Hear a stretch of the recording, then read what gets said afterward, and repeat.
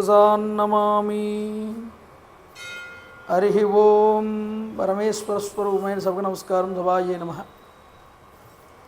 చంద్రబింబ సమాకారం వాంఛితార్థప్రదాయినం హనుమత్సేవితం ధ్యాయేత్ సౌందర్యే కాండముత్తమే. నమోస్తు రామాయ సలక్ష్మణాయ దేవ్యై చ తస్యై జనకాత్మజాయై. నమోస్తు రుద్రేంద్రయమ అనిలేభ్యః. నమోస్తు చంద్రార్కమదుర్గణేభ్యః. రామచంద్ర ప్రభు వారికి నమస్కారం. సీతమ్మతో కూడినటువంటి లక్ష్మణస్వామికి నమస్కారం. మరుద్గణ దేవతలకి, సూర్యచంద్రులకి, మహేంద్రుడికి, యముడికి అందరికీ నమస్కారం అన్నాడు. బ్రహ్మా స్వయంభూర్భగవాన్ దేవాశ్చైవ హి దిశంతు మే సిద్ధిం అగ్నిశ్చ వాయుశ్చ పురహూతశ్చ వజ్రభృతు. అందరికీ నమస్కారం చేశాడు. కార్యసిద్ధినివ్వమని కోరుకున్నాడు. తాను పైనంది చేయదలిచాడు. ఒక్కసారి కూర్చుని ధ్యానమగ్నుడయ్యాడండి. క్షణకాలం పాటు సీతాదేవిని మనసులో ధ్యానించాట. ఎందుకు? అమ్మని ధ్యానం చెయ్యకపోతే ఆ అమ్మ రూపం దర్శనం అవ్వదు. అందువల్ల అమ్మని దర్శనం చేశాడు, మనసులో ధ్యానం చేశాడు. అయితే ఎలా ధ్యానం చేయగలిగాడు? అప్పటిదాకా చూడలేదు కదా అమ్మని. రాముడి యందు ఉన్నటువంటి ఆ లక్షణాలని ఈవిడ యందు పొందుపరుచుకున్నట్ట. అందువల్ల ఏమిటి అంటే రామచంద్ర ప్రభు వారి యొక్క ఔన్నిత్యానికి ఎంత గొప్పదైనటువంటి స్థానము ఆయన ఇచ్చాడో అమ్మవారికి మనకు అర్థమవుతుంది. ఒక్కసారి ధ్యానమగ్నుడైన తరువాత ఒక్క ఎగురున ఎగిరి అశోకవనం యొక్క ప్రాకారం మీదకి దూకాడు. చూడండి, ప్రాకారం నుంచి ఆ అశోకవన వృక్షాల మీదకి దూకాటండి. దూకగానే మంచి నిద్రలో ఉన్నాయి పక్షులన్నీ కూడా ఆ వృక్షాల మీద. ఈయన దూకినటువంటి దూకుడికి అవన్నీ నిద్రాభంగమై ఒక్కసారి ఆకాశంలోకి ఎగిరే. ఎప్పుడైతే ఈ పక్షులన్నీ చెట్ల మించి ఎగరడం ప్రారంభమయ్యాయో ఆ చెట్లకు ఉన్నటువంటి పువ్వులన్నీ రాలేటండి. ఆ రాలినటువంటి పువ్వులన్నీ హనుమ మీద పడ్డాయి. పుష్పాలతో కూడిన చిన్న కొండ అన్నట్లుగా కనిపిస్తున్నాడు స్వామి హనుమ. చక్కటి వర్ణన చేస్తాడు వాల్మీకి అశోకవన వర్ణన అంతటినీ కూడా. ఇక్కడ నానా విధములైనటువంటి పుష్పాలు, ఫలాలు అన్నీ కూడా రాలిపోయాయి కిందకి. వస్త్రాభరణాలను సైతం కూడా కోల్పోయిన జోదరులు ఎలా కనిపిస్తారో పందాల్లో అలా కనిపించాయిటండి వృక్షాలన్నీ కూడా. ఒక చెట్టు మించి మరో చెట్టు మీదకి, ఇంకో చెట్టు మించి ఆ చెట్టు మీదకు దూకుతున్నారు స్వామి. ఆ అశోకవనం అంతా కూడా విడిచిపెట్టకుండా వెతకాలి అని. చంపక, శోకపున్నాగ, సౌగంధి కలసత్కచ అని అమ్మవారికి ఓ పేరు. అశోకములు, చంపకములు, అశోకములు మొదలైనటువంటి పుష్పాలు ఆవిడ ధరిస్తుంది. అటువంటి అశోకవనం ఆవిడికి ఇష్టమైనటువంటి వనం అమ్మవారికి. అటువంటి వనాల్లో ఆవిడని వెతుకుతున్నాడు. చూడండి, మణులు పొదగబడినటువంటి వెండి బంగారపు వేదికలండి. ఎక్కడ చూసినా సరే భూములన్నీ కూడా బంగారంతో తాపడం చేయబడి ఉన్నాయిట. వాపీశ్చ వివిధాకారా పూర్ణ పరమవారిణ మహార్హైర్మాణి సోపానై ఉపసన్నాస్తతస్తత. స్వచ్ఛమైనటువంటి మధుర జలాలతో నిండినటువంటి శ్రేష్టములైన మణిమయ సోపానాలతో ఒప్పుతూ దిగుడు బావులన్నిటిని కూడా చూశాడు స్వామి. ఆ దిగుడు బావులు ఎలా ఉన్నాయిట? లోపల భూమి మడుగు లోపల ఉన్నటువంటి గచ్చు భూమి లేదు, మట్టి లేదు, స్ఫటికంతో చేయబడిన గచ్చు కింద ఉన్నదిట. ఇసుక రేణువులు లేవుటండి, ముత్యాలు ఉన్నాయిట. అలాంటి ముత్యాలు స్ఫటికాలతో భాసిల్లేటటువంటి దానిలో నీరు దానంతట దాన్ని ఊరుతోందన్నాడు. అలాంటి టెక్నాలజీ నడుస్తోంది అక్కడ. అలాంటి బావుల్ని చూశాడు. అంతేకాదండి, ముత్యాలు పగడాలతో ఇసుక రేణువులు బదులు అవి విలసిల్లుతున్నాయి. రకరకాల పక్షుల యొక్క కిలకిలా రావాలన్నీ వింటున్నాడు. అక్కడ ఒక పెద్ద పర్వతాన్ని చూశాడు స్వామి హనుమ అశోకవనంలో. ఆ పర్వతం మించి ఒక సరస్సు నది ప్రవహిస్తూ జాలువారుతోంది కిందకి.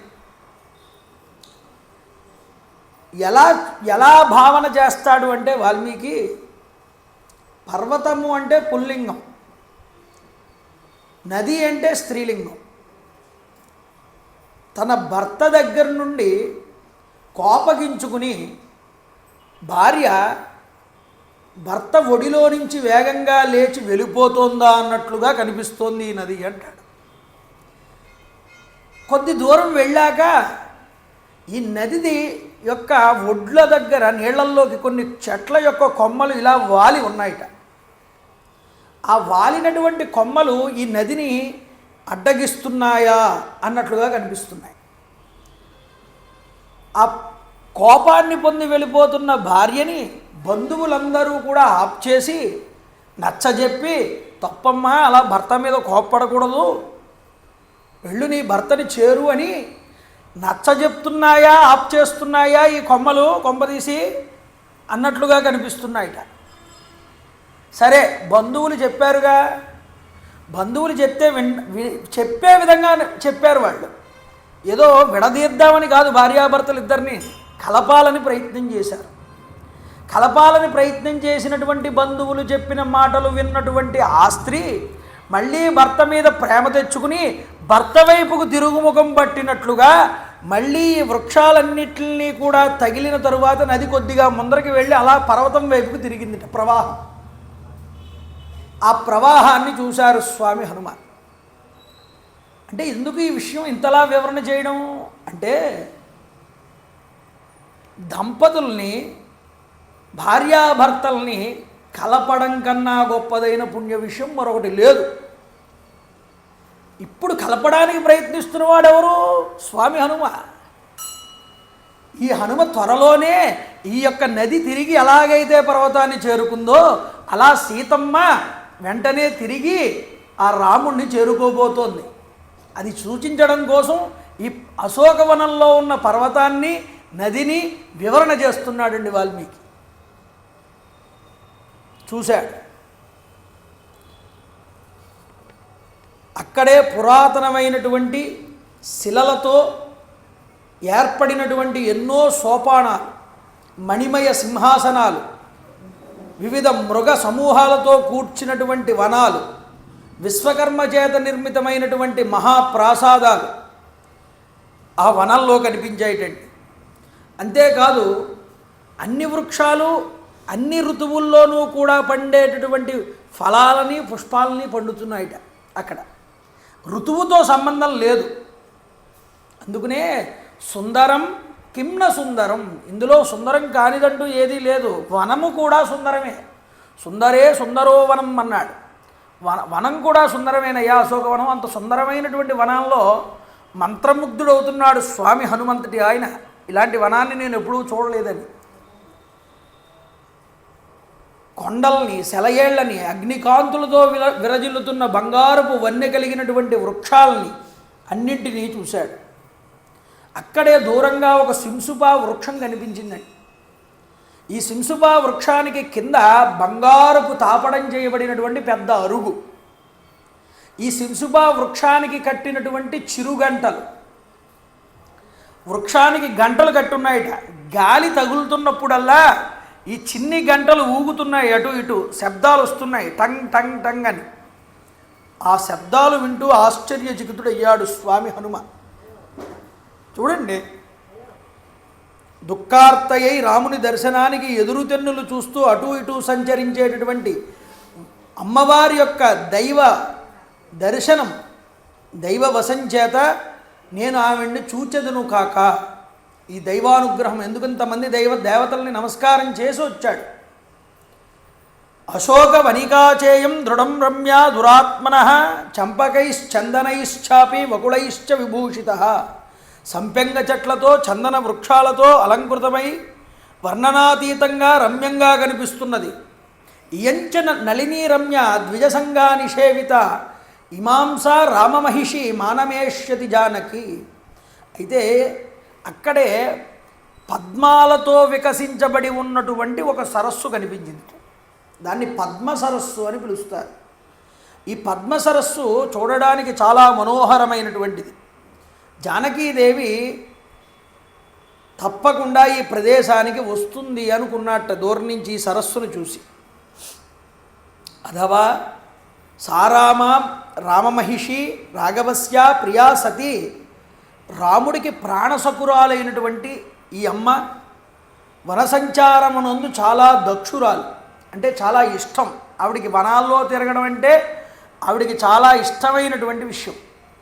కాబట్టి జానకీదేవి తప్పకుండా ఈ వనములో విహరిస్తూ ఈ నది ఒడ్డుకి వస్తుంది. కాబట్టి మనం ఇక్కడ వేచి ఉందాం అనుకుంటున్నారు. రాముని యొక్క ధ్యాసతోనే కృషించిపోయి ఆవిడ ఈ వనంలో తప్పకుండా నాకు తారసపడుతుంది.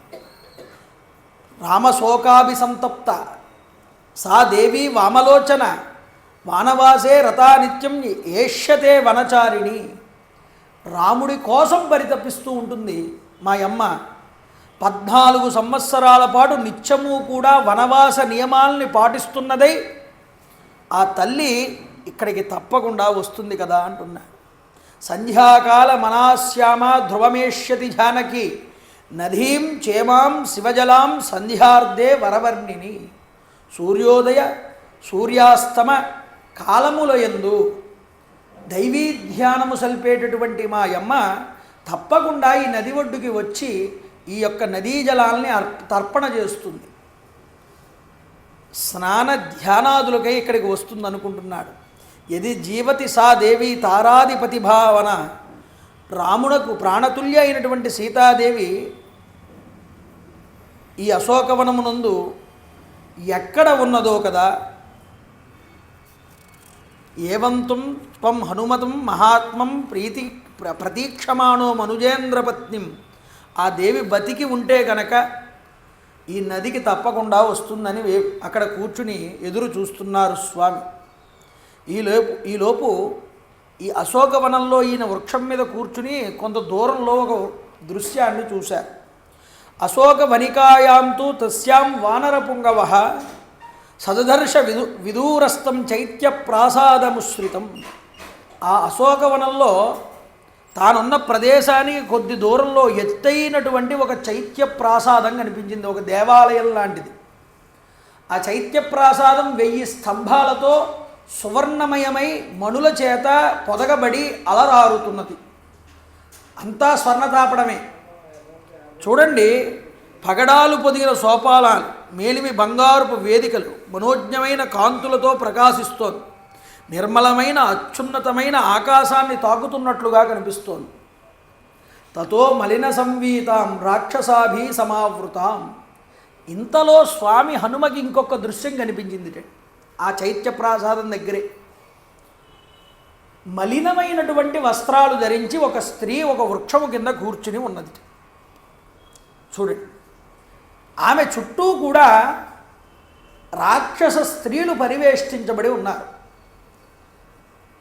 దదర్శ శుక్లపక్షాదౌ చంద్రరేఖామిమామలాం మందం ప్రఖ్యాయమానేన రూపేణ రుచిరప్రభాం పినద్దాం ధూమజాలేన శిఖామివ విభావసోః అశ్రుపూర్ణముఖీం దీనాం కృషాం అనసనేన చ శోకధ్యానపరాం దీనాం నిత్యం దుఃఖపరాయణాం స్వగణేన మృగీం హీనాం స్వగణాభిమృతామివ తాం స్మృతిమివ సందిగ్ధాం బుద్ధిం న పతితామివ.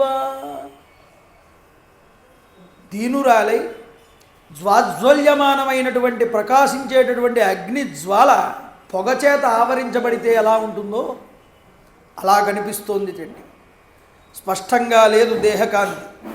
పచ్చని పట్టు వస్త్రం ధరించింది, అది మలినమై కనిపిస్తోంది. అలంకారరహితమై పద్మములనేటటువంటి సరస్సులో పద్మములు కనుక లేకపోయి కేవలం బురద మాత్రమే ఉంటే ఎలా అందవికారంగా అవుతుందో అలాంటి సరస్సులా కనిపిస్తోంది.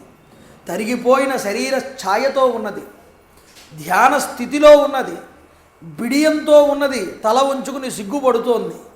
పాపగ్రహమైన అంగారకుడి చేత పీడించబడుతున్నటువంటి రోహిణిలాగా కనిపిస్తుంది. చూడండి, తన జాతి లేళ్లకు దూరమై వేట కుక్కల మధ్యలో పడి ఉన్నటువంటి ఆడలేడిలాగా బిక్కు బిక్కుమంటోంది. రాక్షస స్త్రీలందరినీ కుక్కలతో పోల్చాడు వాల్మీకి.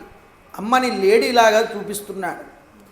కేశపాసాలు నల్ల త్రాచుపాములాగా ఉన్నాయి, జగన భాగం దాకా వేళ్లాడుతున్నాయి, కటి ప్రదేశం దాకా.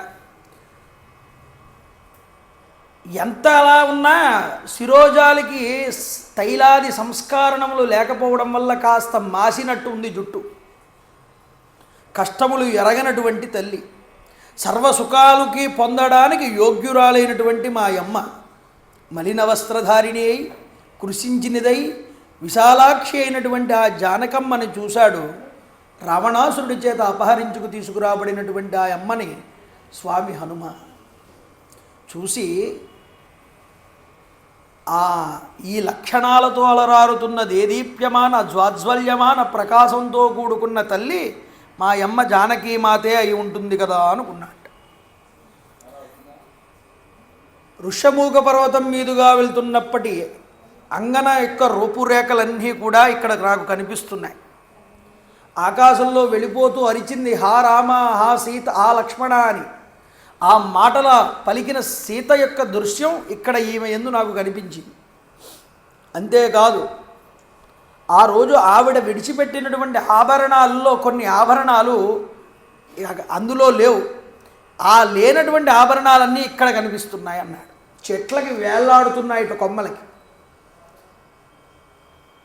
శోకజాలేన మహత నితతేనాచ రాజతీం, ఆడ సర్పంలాగా నిట్టూర్పులు విడిచిపెడుతున్నది.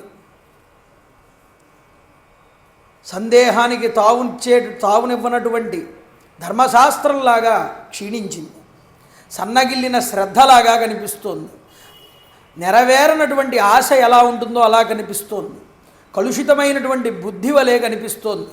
రాముని ఎడబాటులకు వ్యధ చెందుతున్నటువంటి అబల అయినటువంటి జింక పిల్లలాగా బిత్తర చూపులు చూస్తున్నది. అలాంటి సీతాదేవిని హనుమ చూశారు. తస్య సంధిదిహే బుద్ధి ముహుస్సీతాం నిరీక్షతు ఆమ్నాయా నామయోగేన విద్యాం ప్రసిద్ధిలామివ. వేదాది విద్యల యొక్క విషయంలో కనుక నిరంతరం వల్లె కనుక వెయ్యకపోతే ఆ వేదం ఏ విధంగా అయితే భాసిల్లదో అలా భాసిల్లనటువంటి వేద విద్యలాగా కనిపిస్తున్నది ఆ అమ్మ. చూడండి, అమ్మని గుర్తుపెట్టాడు. ఋష్యమూక పర్వతం మీద జార విడిచినటువంటి బంగారపు అంచు కలిగినటువంటి పచ్చని ఉత్తరీయం, ఈ వానరం ముక్క ఉన్నదే అది ఈవిడ యొక్క చీరతో సరిపోతుందనుకున్నాడు. ఇయం కనకవర్ణాంగీం రామస్య మహిషీ ప్రియా ప్రణష్టాపి సతీ యా అస్య మనసోనా ప్రణశ్యతి. బంగారపు వన్నెతో కూడుకున్నటువంటి ఈ సాధ్వి సీతామాత శ్రీరామచంద్ర ప్రభువుకు అత్యంత ప్రీతిపాత్రమైనటువంటి తల్లి. శారీరకంగా రాముడికి దూరమైన ఈవిడ మనస్సు నిరంతరము రాముడి యందే ఉన్నట్లు కనిపిస్తున్నదనుకున్నాడు. దృష్టి ఇక్కడ లేదు ఈవిడికి, దృష్టి అంతా రాముడి మీదే ఉన్నది. అక్కడ రాముడు ఆయన ఏం చేస్తున్నాడు? ఆయన బాధపడుతున్నాడు. ఎందుకు బాధపడుతున్నాడు? సీత విషయంలో బాధపడుతున్నాడు. ముఖ్యంగా సీత గురించి 4 విషయాల యందు బాధపడుతున్నట్టు. ఏమిటో చెప్తున్నారు చూడండి. ఇయంసా యత్కృతే రామ చతుర్భిః పరితప్యతే కారుణ్యేన అనృశంస్యేన శోకేన మదనేన చ. మొట్టమొదట రామచంద్ర ప్రభు అసలు క్షత్రియుడు. క్షత్రియుడైనటువంటి వాడు అబల అయినటువంటి స్త్రీని కాపాడాలి. తన రక్షణలో ఒక కనుక స్త్రీ ఉంటే ఆ స్త్రీని రక్షించడం క్షత్రియుడిగా రాముడి యొక్క బాధ్యత. ఆయన అది కాపాడలేకపోయాడు, అందుకు బాధపడుతున్నట్ట. దానివల్ల ఏమైంది, ఆయనకి కనికరం అనేటటువంటిది కలిగింది. ఇక రెండు, స్త్రీ, అందున తన భార్యని కాపాడలేకపోయాడు, తన భార్యని తాను కాపాడుకోలేకపోయాడు. ఈ ఆవేదన రెండో ఆవేదన రాముడికి మనసులో. అందువల్ల ఆయనకి శోకం వచ్చింది, బాధ. శరీరంలో అర్ధభాగం భార్య అండి, ధర్మపత్ని. అర్ధభాగ సమానురాలైనటువంటి భార్యని కాపాడుకోలేకపోవడం అంటే తనని తాను కాపాడుకోలేకపోవడం కిందే లెక్క అనుకున్నట్ట. అలా అనుకోవడం వల్ల ఆయనకి దయ ఏర్పడింది. ఇక పూర్తిగా భార్యకు దూరమైన వాడు లక్ష్మణుడు. భార్య పక్కన ఉన్న ఆవిడతో ఎన్నో మంచి మంచి మాటలు మాట్లాడుతూ కాలాన్ని గడిపేవాడు రాముడు. అలాంటి భార్య పక్కన మాట్లాడడానికి, తను ఏ విషయాన్ని తనతో చెప్పుకోవడానికి పక్కన లేకుండా పోయింది ఈరోజు. అందువల్ల తన భార్య యందు ఆయనకి ఆ మోహం అనేటటువంటిది కలిగింది. చూడండి, విరహం, మదనం, విరహం కలిగింది. అంటే అలా కలగచ్చా? భార్య మీద అంత వ్యామోహం ఎందుకండి అంటే, అంతటి సాధ్వి ఆవిడ కాబట్టి అన్నాడు స్వామి హనుమ. ఇక్కడ గొప్ప విషయం అదే. రాముడంతటి వాడు అంతలాగా వ్యామోహం పడి విరహపడి ఆవిడ గురించి పరితపిస్తున్నాడు అంటే ఈవిడ ఇంకెంత ఉత్తమురాలై ఉంటుంది. రాముడంతటి వాడు ఎలా అయ్యాడు అంటే ఇది ఆలోచించాలి. ఆవిడ యొక్క పాతివ్రత్య ధర్మం వల్ల నిజానికి ఆవిడ ఒక మెట్టు అధిగమించింది. నిజానికి ఈరోజు నాకు ఈవిడలో అది కనిపిస్తోంది అనుకున్నాడు. లేకపోతే అంగ ప్రత్యంగ సౌష్ఠవముల చేత అతిలోక సుందరి అయినటువంటి ఈ సీతాదేవి, అందచందాలకి కుదురైనటువంటి రాముడు, పుంసాం మోహన రూపుడు, అన్ని విధాలుగా వీరు ఒకరినొకరికి ఇద్దరికీ కూడా తగినవారు. కాబట్టి రాముడికి భార్య అయినటువంటి సీత ఆవిడ తగినటువంటిది. ఈవిడికి తగినటువంటి భర్త రాముడు. ఇలా తేల్చిన తర్వాత ఇంకో మాట అన్నాడు, ఈవిడ మనసంతా కూడా రాముడికి తెలుసు, రాముడి మనసంతా కూడా ఈవిడికి తెలుసు. అందువల్లే వీళ్ళిద్దరూ ఒకళ్ళు దూరం అయిపోయినా బ్రతికి ఉండగలిగారు అన్నాడు. ఎందుకు బ్రతికి ఉండగలిగారట అంటే అందుకు. కానీ ఈ విషయంలో రాముడు నిజానికి దుష్కృత్యమే చేశాడు. ఎందుకని? దుష్కరమైనటువంటి కార్యం ఇది. నిజానికి దుష్కరమైనటువంటి కార్యాన్ని ఎలా చెయ్యగలిగాడండి అంటే, ఎందుకు దుష్కరమైంది ఇది? ఇది సాధారణమైన కృత్యమా అంటే, భార్య దూరం అయిపోయిన తర్వాత నిజంగా బ్రతికి ఉండగలిగాడు అంటే, ఇలాంటి సాధ్వీమణిని దూరం చేసుకున్నా బ్రతికి ఉండగలిగాడు అంటే రాముడు నిజంగా చాలా దుష్కరమైన పని చేశాడు. అంటే అర్థం ఏమిటంటేనండి, ఇక్కడ హనుమ యొక్క ఉద్దేశం చెప్తున్నా. దుష్కరమైనటువంటి పనిని రాముడు చేశాడు అంటే ఆవిడ యొక్క నడవడిక అంత గొప్పది. రాముడి యందు ఎందుకంత నడవడిక గొప్పది అని ఈయన తీర్మానం ఇవ్వగలుగుతున్నాడు ఇక్కడ నిలబడి అంటే, పతిని అనుసరించి వచ్చింది, పతితో భోగాలన్నీ విడిచిపెట్టేసింది. రాముడు ఏమన్నాడు? నువ్వు అరణ్యాలకి రావద్దన్నాడు. తన భార్య ధర్మపత్ని ఆవిడ నిజానికి రాను అంటే ఈయన రా నాతో పాటు అని అడగాలి. ఇంకా అలా అడగకుండా ఆయన నువ్వు రావక్కర్లేదన్నాడు. ఆయన రావక్కర్లేదన్నా సరే, నీతోనే నాకు సుఖమైనా నీతోనే నాకు కష్టమైనా అని ఈవిడ ఇష్టపడి వచ్చింది ఆయనతో పాటు అనుసరించి. అలాంటి సాధ్వీమ తల్లికి మా రామయ్య కన్నా ఒక కాస్త ఒకంత ప్రేమ పాళ్ళు ఎక్కువే అన్నాడు. రాముడి కన్నా ఎక్కువేట సీతమ్మ వారి. అయితే ఇలాంటి సీతమ్మని విడిచిపెట్టలేకుండా నిజానికి ఉండాలి. రాముడు ఈవిడ్ని ఇంత పరమగుణాలు కలిగినటువంటి ఆవిడ్ని విడిచిపెట్టి కూడా బ్రతికుండగలిగాడు. మరి ఈవిడ బ్రతికుండగలిగింది. కానీ రాముడికి సీతకి తేడా ఏమిటో తెలుసా అండి? ఇది హనుమంతుడి లెక్క. సీతాదేవి ప్రాణత్యాగం చెయ్యాలి అనుకోండి, రాముడి యొక్క పర్మిషన్ కావాలి. ఆవిడికి చేతిలో స్వాతంత్రం లేదు. రాముడి యొక్క ఆజ్ఞ తీసుకుని రాముడు అనుజ్ఞ ఇస్తేనే శరీరాన్ని విడిచిపెట్టాలి. ఆవిడ పాతివ్రత్య ధర్మాన్ని అవలంబించే స్త్రీ కాబట్టి ఆవిడ స్వతంత్రురాలు కాదు ఆ విషయంలో. కాబట్టి భరిస్తోంది. లంకలో ఆవిడ ఒక్క ఆవిడే ఉన్నా, తన గోడు వినేవాళ్ళు అక్కడ ఎవరూ లేకపోయినా ఆ శోకాన్ని దిగమింగుకుని రాముణ్ణే ధ్యానిస్తూ నిలబెట్టుకుంది ప్రాణాలు. మరి రాముడు ఇంకా శరీరాన్ని విడిచిపెట్టకుండా ఉన్నాడు అంటే నిజంగా ఆయన దుష్కరమైన పని చేసినవాడు. ఎందుకంటే ఆయన స్వతంత్రుడు. అంటే ఆయన విడిచిపెట్టాలి అనుకుంటే విడిచిపెట్టేయచ్చు. అలాంటి భార్యని విడిచిపెట్టుకుని దూరంగా ఉంచుకున్న ప్రాణాలతో ఉండగలిగాడు అంటే రాముడు నిజంగా దుష్కరమైన పనే చేశాడు. అందుకనే ఈయనంటాడు, మా అమ్మ యొక్క ప్రేమే రామప్రేమ కన్నా అధికం. ఎందుకంటే రాజుకి కాస్త కఠినమైన మనసు ఉంటుంది, మా అమ్మకి అలాంటి కఠినమైన మనసు లేదు. కాబట్టి రామచంద్ర ప్రభు సీతామాత ఇద్దరూ బ్రతికి మాత్రం ఉన్నారు అంటే కనుక వాళ్ళిద్దరి వారి లక్షణములు మాత్రమే ఒకరికొకరు తెలుసు బాగా. భార్యాభర్తలంటే అలా తెలిసి ఉండాలండి.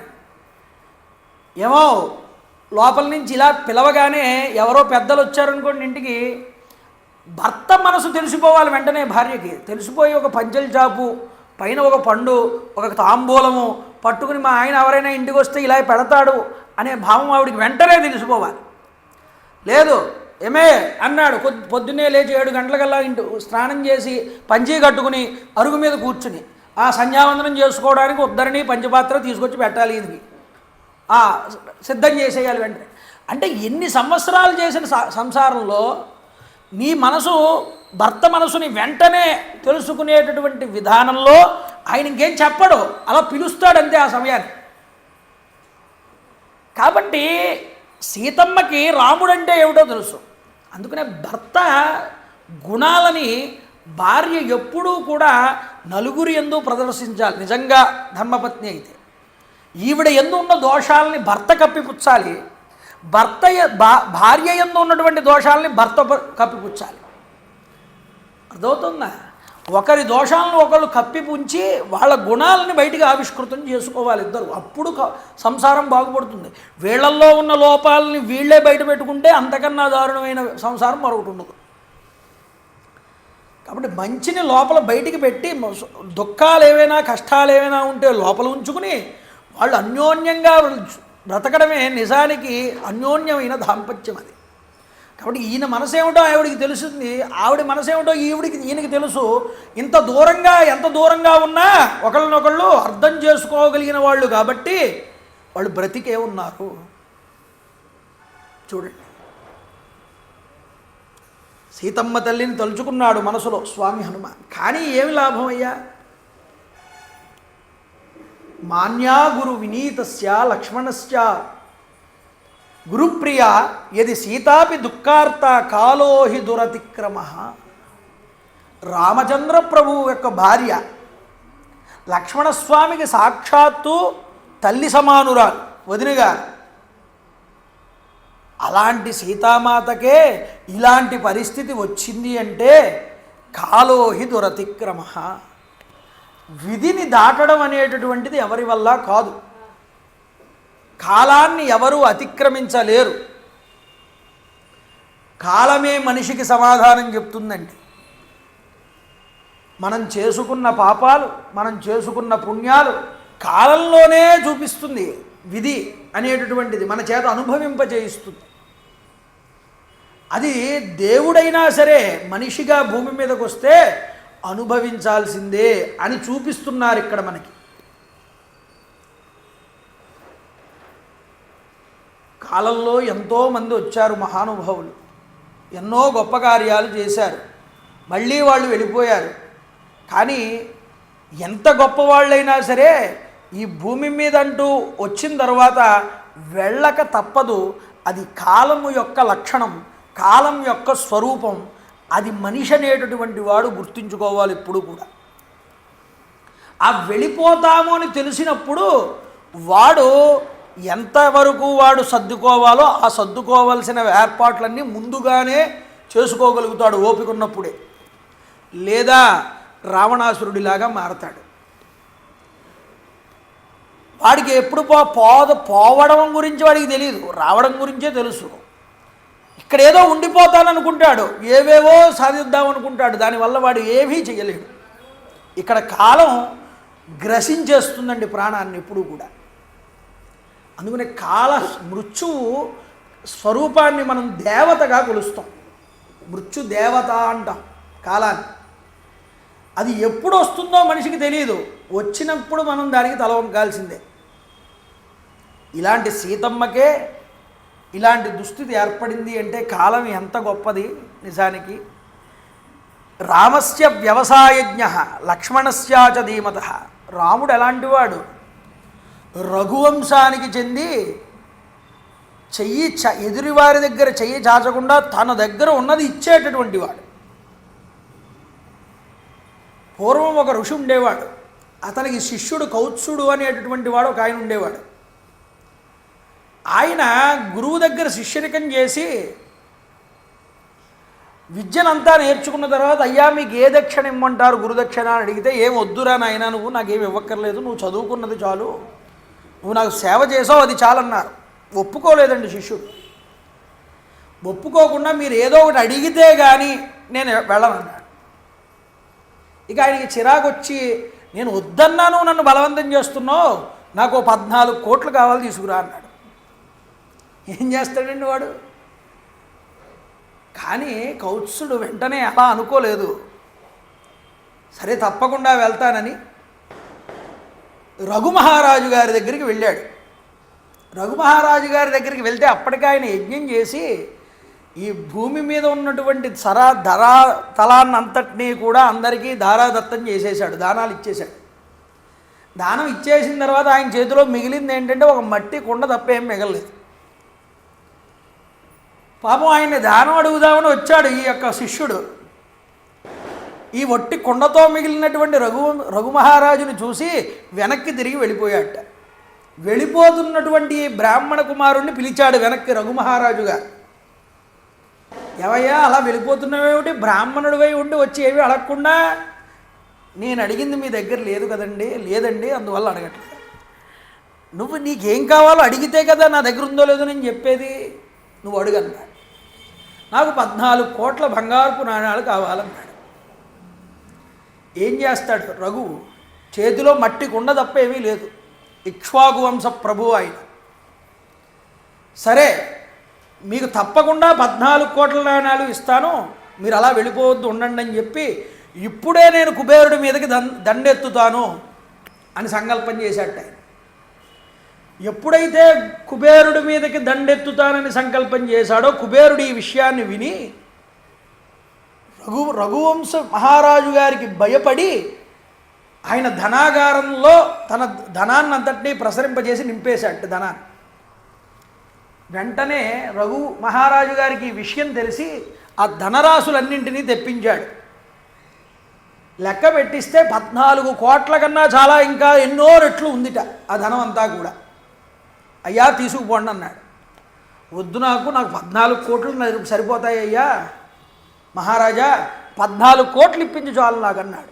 లేదు లేదు, మీరు నన్ను వచ్చి అడిగారు, నేను మీకోసమే ఈ యొక్క దండయాత్ర చేస్తానన్నాను, మీకోసం చేసిన దాంట్లోనే సంకల్పం, సంపాదించినటువంటి డబ్బు ఇది, ఇది 1 రూపాయి కూడా నాకు అక్కర్లేదు, మీరే తీసుకువెళ్ళండి అని ఇచ్చి పంపించాడు బండ్ల మీద. అలాంటి రఘువంశంలో పుట్టినవాడు ఎవరు? రామచంద్ర ప్రభు. ఆ రఘువు యొక్క వంశంలో పుట్టిన రాముడు ఆయన తమ్ముడు లక్ష్మణుడు బాగా ఎరిగి వీళ్ళ గురించి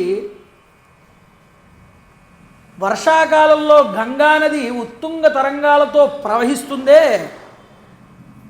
అలాంటి గంగలాగా క్షోభిస్తోంది ఈ యొక్క సీతమ్మ. అలాంటి భర్తని అలాంటి మరిదిని పెట్టుకుని కూడా ఈరోజు ఇక్కడ తుల్యశీల వయోవృత్తాం తుల్యాభి జనలక్షణాం రాఘవోర్హతి వైదేహీం తంచేయమసిదేక్షణ. సీతారాములు ఇద్దరూ కూడా పరస్పరము కూడా అన్యోన్యత కలిగినటువంటి దంపతులు. వయస్సు యందు ప్రవర్తన యందు స్వభావమునందు కూడా ఒకరినొకరు తీసిపోరటండి. ఇద్దరూ సద్వంశ సంజాతులే. ఇక సాముద్రిక లక్షణాల రూపంలో కూడా చూస్తే వాళ్ళు ఒకే లక్షణాలు కలిగిన వారిద్దరూ కూడా. సీతాదేవికి అనువైన వాడు రాముడు, ఆ సీతేక్షణ అయిన సీతాదేవికి రాముడు తగినటువంటి వరుడు. చూడండి, ఈ విశాలాక్షిని పొందాలనే ఉద్దేశంతోనే వాలిని సంహారం చేశాడు రాముడు. ఈవిడ కోసమే కదా విరాధుణ్ణి సంహారం చేశాడు. ఈ అమ్మ జానకీమాత కోసమే కదా 14,000 మంది రాక్షసులందరినీ కూడా పంచవటి ఎందుకు కొట్టాడు. అయ్యో, సాగరాన్ని దాటి నేను ఈరోజు ఇక్కడికి వచ్చాను అంటే కారణం ఈ అమ్మ మీద రామచంద్ర ప్రభువు గారికి ఉన్నటువంటి ఆ యొక్క ప్రేమే. రాజ్యాం వా త్రిషు లోకేషు సీతావా జనకాత్మజ త్రైలోక్యరాజ్యం సకలం సీతాయా వాప్నుయాత్ కలం. ముల్లోకాల మీద రాజ్యాధికారాన్నంతటినీ తీసుకువచ్చి ఒక తక్కెట్లో పెట్టండి. ఇక రెండో తక్కెట్లో సీతాదేవిని తీసుకువచ్చి పెడితే ఈ రాజ్యాధికారం అనేటటువంటిది, త్రిలోకాధిపత్యం అనేటటువంటిది ఈవిడ పాతివ్రత్యం ముందు ఎందుకు కూడా సరితూగదుటండి. అలాంటి తల్లి ఈవిడ అనుకుంటున్నాడు పైన కూర్చుని స్వామి హనుమ. చూడండి, ధర్మపత్ని సంసారమునందు భర్తని భార్య ఎలా అనుసరించాలో ఈ అమ్మ ఆచరించి చూపించిందన్నాడు. ధనం ఉన్నప్పుడు భర్తను అనుసరించడం కాదుట. శాస్త్రం చెప్తుంది ఒక మాట, భర్త భూషణం లాంటి వాడు స్త్రీకి. విభానే భ్రాతరం వింద్యాత్ భార్యాం భాగ్య పరీక్షయే మిత్రం ఆపదజానీయాత్ పుత్రమంత్రే చ కర్మణి. నీతిశాస్త్రం చెప్పింది ఈ మాట.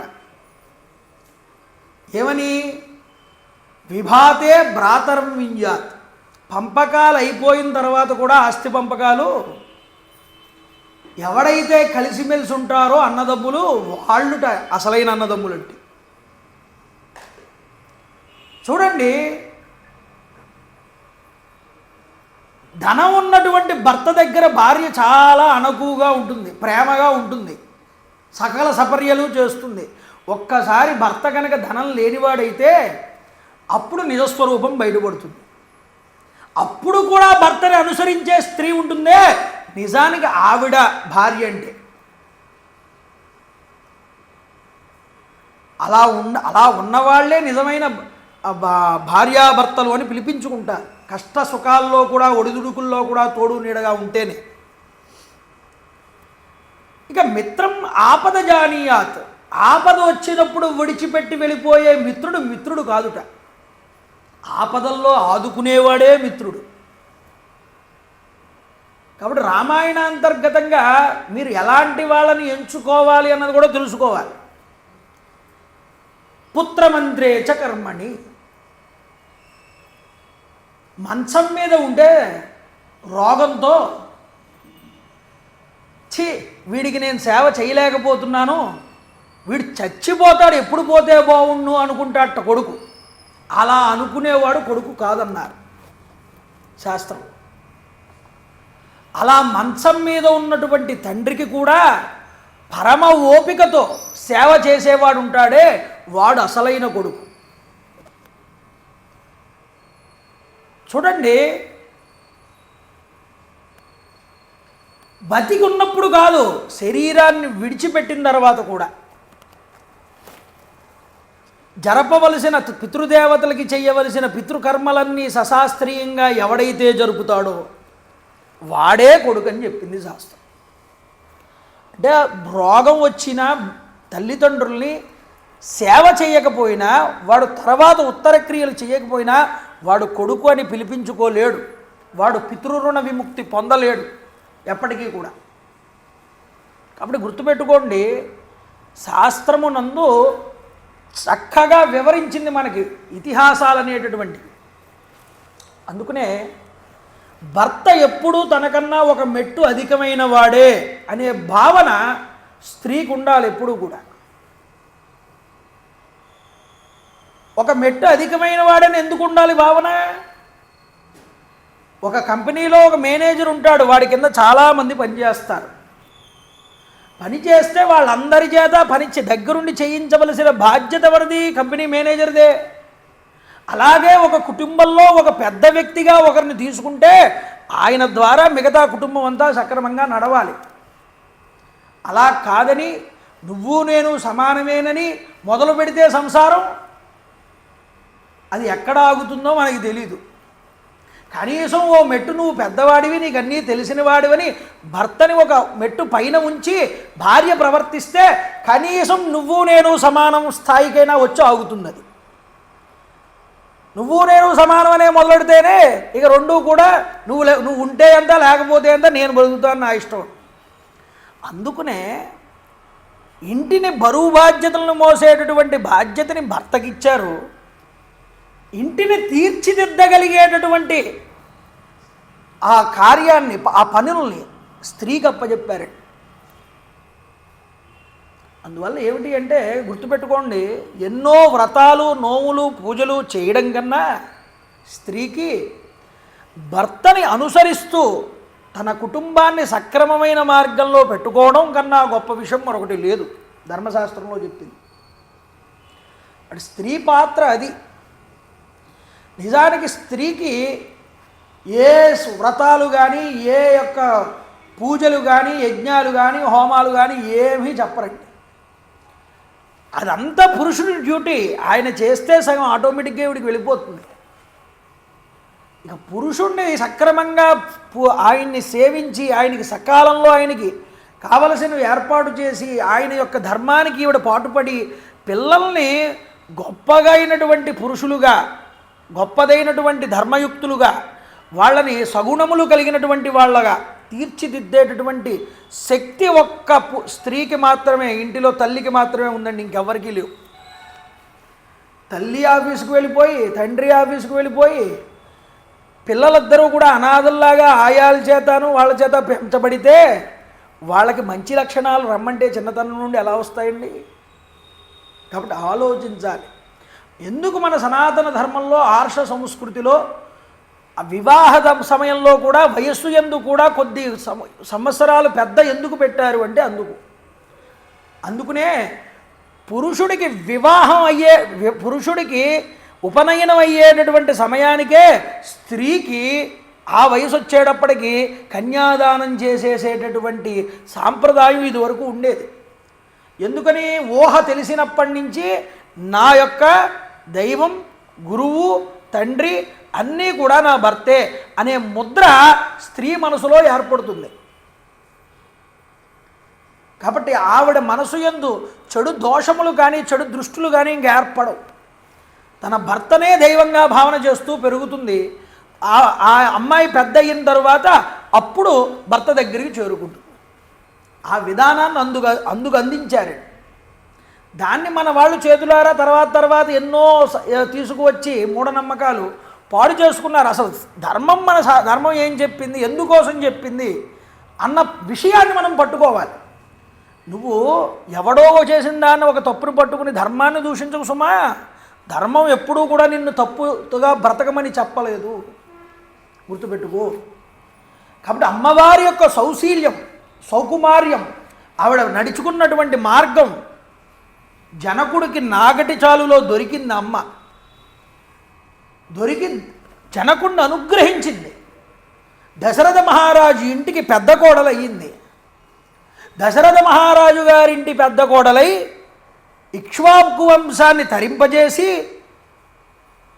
ధర్మాత్ముడు, శరణాగతవత్సలుడు, ఆత్మజ్ఞాని, ధర్మజ్ఞస్య కృతజ్ఞస్య రామస్య విదితాత్మనః ఇయం సా దయితా భార్య రాక్షసీవ సమాగత. రాముడికి భార్య అయి ఈరోజు రాక్షసుల యొక్క వశంలో ఉన్నది. అయ్యో, అపరిమితమైనటువంటి అనురాగ కారణం చేత భర్త మీద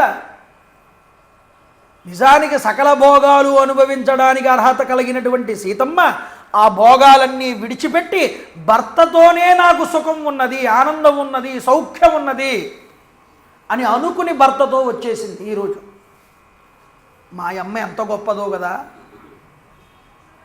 ఆత్మీయుల్ని విడిచిపెట్టింది, బంధువుల్ని విడిచిపెట్టింది, తల్లిదండ్రుల్ని విడిచిపెట్టింది. ఈ వనవాస క్లేశాలు ఏమీ ఈవిడ భరించడానికి ఎటువంటి అర్హత లేవు. కానీ భరించింది. ఎందుకని? భర్త కోసం. గుర్తుపెట్టుకోండి. సంతుష్ట ఫలమూలేన భర్తృ శుశ్రూషణే రత యా పరాం భజతే ప్రీతిం వనేపి భవనే యథా. పతిసేవాపరాయణత్వమే ముఖ్యమని నమ్మి సకల భక్ష్యభోక్ష్యాలు తినడానికి అర్హత కలిగినటువంటి మాయమ్మ ఈరోజు కందమూల ఫలాలు తింటూ సంతుష్టిగా ఆనందంగా ఉంటుంది. భవనముల యందు హంసతూలికా తల్పాల మీద నిద్రిస్తూ ఉండేటటువంటి మా తల్లి కటిక నేలను ఆశ్రయించింది రాముడి కోసం. ఎవరు చేయగలరయ్యా? ఎవరు అలా ఉండగలరయ్యా? మా అమ్మ ఉన్నదనుకుంటున్నాడు పైన కూర్చుని స్వామి. అమ్మ కథ లేకపోతే రామాయణం ఎక్కడుందండి?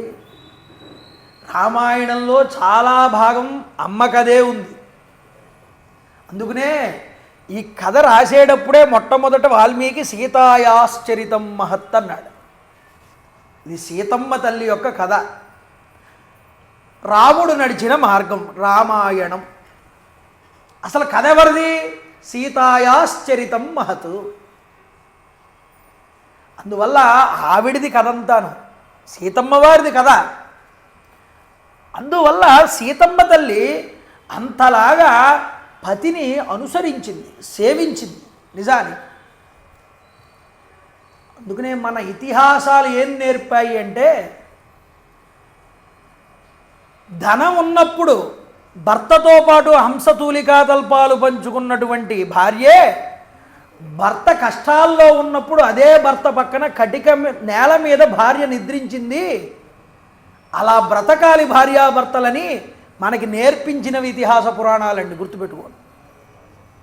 నీకేం నేర్పాయ్యా నీ ఇతిహాసాలంటే చెప్పడానికి వీలైనటువంటి వాక్యాలు ఇవి.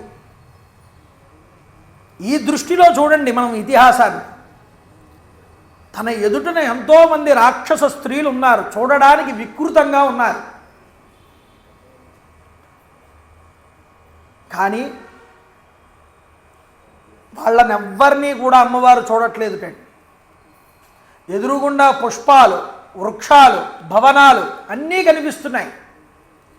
అవేమీ కూడా ఆవిడికి కనిపించట్లేదు. కానీ హృదయము నిండా రాముణ్ణే నింపుకుని ఆయన్నే ధ్యానం చేస్తున్నదిట. అంటే మనసు అనేది అక్కడ లేదు. ఆవిడ అక్కడ ఉన్నా సరే మనసంతా భగవంతుడి మీద ఉన్నది. ఇది రావాలి మనిషికి. భగవంతుడి మీదకి ఎవరికైతే దృష్టి తిరుగుతుందో వాడు పరిపూర్ణ పురుషుడు అవుతాడు. ఆఖరికి అతడు భక్తుడు. భక్తి ఎక్కడుందండి అంటే, నీ మనస్సు దేనినైతే పట్టుకుంటోందో నిరవరతము ఎక్కువగా, అది నీకు తార్కాణం. పానీయంబులు త్రాగుచున్, గుడుచుచున్, భాషించుచున్, హాసలీలా నిద్రాదులు చేయుచున్, తిరుగుచున్, లక్షించుచున్, సంతత శ్రీమన్నారాయణ పాదపద్మయుగళీ చింతామృతాస్వాద సంధానుండై మరచన్ సురారి సుతుడే తద్విశ్వమున్ భూవర.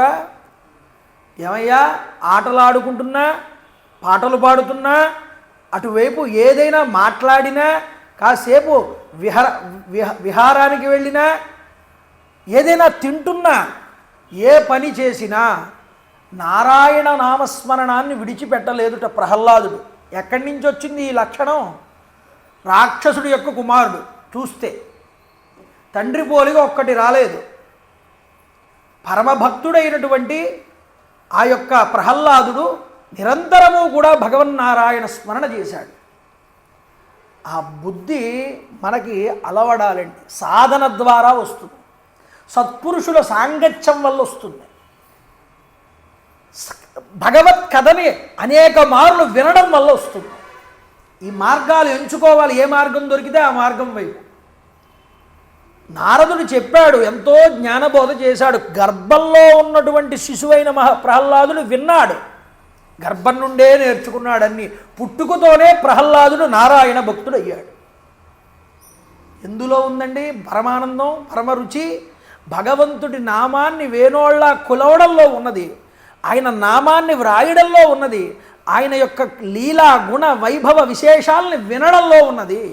అలా చెవులతో, కళ్ళతో, నోటితో, ఇంద్రియాలతో నీ యొక్క ఇంద్రియాలని భగవదర్పణం చేయి, భగవద్మయం చేయి. అవి పవిత్రములు అవుతాయి. కాబట్టి ఏమిటంటేనండి, ఆ హృదయంలో పరమాత్మని నింపుకుంది రాముణ్ణి. ఆయన్నే ధ్యానం చేస్తోంది. ఎదుటి రాక్షసులు నాకు కనిపించట్లేదు, ఈ భవనాలు కనిపించట్లేదు, ఈ బంగారం కనిపించట్లేదు, ఈ యొక్క వైభవములేమీ కూడా ఆవిడికి కనిపించట్లేదు. మనం పూజ చేస్తూ ఉంటే అటువైపు వాడు ఎవడొస్తున్నాడు, ఇటువైపు వాడు ఎవరు వెళ్తున్నాడు, అన్నీ కావాలి మనకి. ఇది కాదు, కళ్ళ ముందు తీసుకువచ్చి పెట్టిన ఎన్ని భోగాల్ని రావణాసురుడు, అవేమీ ఆవిడికి కనిపించట్లేదు. కళ్ళ ముందు కేవలం రాముడు, రామనామము, రామ దృశ్యం తప్ప ఇంకేమీ కనిపించట్లేదన్నారు. అందుకనే భర్తానామ పరం నార్య భూషణాత్ భూషణాదపి. పరమభూషణం స్త్రీకి ఏమిటి అంటే పక్కన భర్త ఉండడమే. నువ్వు ఎన్ని నగలు తగిలించుకున్నా, ఎంత గొప్ప ₹1,00,000 విలువ చేసే పట్టుచీర కట్టుకున్నా, నలుగురి మధ్యలోకి వెళ్ళినటువంటి ముత్తైదువుని ఏమమ్మా నీ భర్త రాలేదా అని అడుగుతారు ముందు. నువ్వు ఎంత కాస్ట్లీ చీర కట్టుకుని వచ్చావు అని అడగరు. కాబట్టి భర్త పక్కనుంటే ఆవిడికి బోళ్ళంత భూషణం. అదే గొప్ప భూషణం అన్నిటికన్నా. ఈరోజు సీతమ్మ భూషణం ఎవరు అంటే ఈ రాముడే. అందువల్ల రాముడు దగ్గర లేకపోవడం వల్ల ఈవిడ శోభించట్లేదు కదా, ప్రకాశించట్లేదు కదా అనుకుంటున్నట్ట స్వామి హనుమ. మా అమ్మే గొప్పది ఇంకా పోల్చుకుంటే అంటున్నాడు మనసులో ఆయన. ఎందుకని? క్షితిక్షమా పుష్కర సన్నిభాక్షి యా రక్షిత రాఘవ లక్ష్మణాభ్యాం సా రక్షసీభి వికృతేక్షణాభి సంరక్షతే సంప్రతి వృక్షమూలే. మా అమ్మకి భూదేవికి ఉన్నంత ఓర్పు ఉందిట అంటున్నాడు ఆయన. పద్మనేత్రే అయినటువంటి ఆ అమ్మ రామలక్ష్మణుల చేత రక్షించబడుతూ ఉండేది. కానీ ఇప్పుడు ఈ చెట్టు కింద కూర్చుని రాక్షస స్త్రీల యొక్క భయంకరమైనటువంటి వికారమైనటువంటి చూపులతో దీనురాలై కనిపిస్తోంది. ఏమబ్బా, విశ్వనాథ సత్యనారాయణ గారు అంటారు రామాయణ కల్పవృక్షంలో, చేతమునందు పూర్వమున శ్రీ రఘునామునెరింగినట్లుగానే తలపోసినాడ. ఇప్పుడు ఈ అమగాంచినంత సర్వము అజ్ఞాతముగాగనుండే అనుసంగతి నాకెరుంగయ్యడున్. సీత నెరుంగకుండా రఘుశేఖరుడు అర్ధము కాడు పూర్తిగా. ఇది వరకు రామచంద్ర ప్రభువుని చూస్తే నాకు రాముడి గురించి మొత్తం తెలుసు అని అనుకున్నాను నా మనసులో. కానీ ఇప్పుడు వచ్చి ఈ అమ్మని చూసిన తర్వాత అసలు రాముడంటే నాకు ఏమీ తెలియదన్న విషయం ఇప్పుడు అర్థమైంది అంటున్నాడు హనుమ. ఎందుకు తెలియదుట? అసలు రాముడంటే ఈవిడలో కనిపిస్తున్నాడు నాకు. ఈవిడ ధ్యానం చేస్తోంది రాముణ్ణి. ఆవిడే ధ్యానం చెయ్యగా రాముడి కింద మారింది. అక్కడ రాముడో సీతమ్మని ధ్యానం చేస్తున్నాడు. కాబట్టి అక్కడ నాకు సీతమ్మ దర్శనం అయ్యింది. నిజానికి ఈవిడ్ని చూసిన తర్వాత నాకు అర్థమయ్యింది, ఈవిడ యందు రాముడు గోచరించాడు, ఆయన యందు సీతమ్మ నాకు కనిపించింది. అంటే ఏమిటి? భ్రమర కీట న్యాయాన్ని చూపించాడు ఇక్కడ విశ్వనాథ వారు. గొంగళీ పురుగు తనని తాను సీతాకోక చిలుకగా భావించుకుంటుందిట. భావించుకోగా అది ఏమవుతుంది అంటే గొంగళీ పురుగు దగ్గర నుండి సీతాకోక చిలుక కింద మారిపోతుంది కొన్ని రోజులకి. అలాగా రాముణ్ణే తదేకంగా ధ్యానం చేస్తూ ఉన్నటువంటి సీతమ్మ రామచంద్ర ప్రభు దర్శనం ఇక్కడ ఆవిడ యందు అయ్యింది. ఎవరు? ఉపాసకుడు కాబట్టి ఒక ఉపాసకుడికి మరొక ఉపాసకురాలు ఏమిటో అర్థమవుతుంది చూడగానే. అసలు రాముడంటే నాకు మొన్నటిదాకా అర్థం కాలేదు, ఏదో రాముడంటే ఇది అనుకున్నాను కానీ నాకు తెలియలేదు. అసలు రాముడు ఇక్కడ దర్శనం అయ్యాడు, అసలు సీతమ్మ నాకు రాముడిలో అప్పుడు దర్శనం అయింది. అంటే నేను అప్పటి వరకు చూసింది సీతమ్మనన్నమాట అనుకుంటున్నాడు. అందుకనే చేతమునందు పూర్వమున రఘురాము నెరింగినట్లుగానే తలపోసినాడా, ఇప్పుడు ఈయమగాంచిన ఎంత అజ్ఞాతముగాగ నుండే అనుసంగతి నా కెరుంగగయ్యడు, సీత నెరుంగకుండా రఘుశేఖరుడు అర్థము కాడు పూర్తిగా. సీతాదేవిని చూడకుండా ఒక్క రాముణ్ణి చూస్తే రాముణ్ణికి అర్థం కాడు. అర్థం అవ్వాలి అంటే పక్కన సీత ఉండాలి. అందుకనే పక్కన సీతమ్మ ఉంటేనే రాముడు పరిపూర్ణుడు అవుతాడు. అందుకనే రామ అని రాయండి, దానివల్ల ఏ ఉపయోగం లేదు. శ్రీరామ అంటే పరిపూర్ణత చేకూరుతుంది. అందుకనే మనం నామం రాసినా శ్రీ అనే నామంతో మొదలు పెడతాం, అక్షరంతో. అందువల్ల అమ్మని పక్కన చేర్చాలి. ఎవియో లీలల నేల చూపెదవు, అయ్యా స్వామి ఇంకేమియున్ కోరమెక్కువ, ఏది చూపగదే ఆ గోదావరి తీర పర్ణ కుటీర వాసమున్, ఏకపత్ని స్తవనీయము అనర్ఘ రాఘవము సీతాలక్ష్మణోపేతమున్ అన్నాడు మాధవ పెద్దివారు. ఎందుకని? సీతమ్మతో కలిసి నువ్వు దర్శనమిస్తేనే మాకు పరిపూర్ణత సిద్ధిస్తుంది.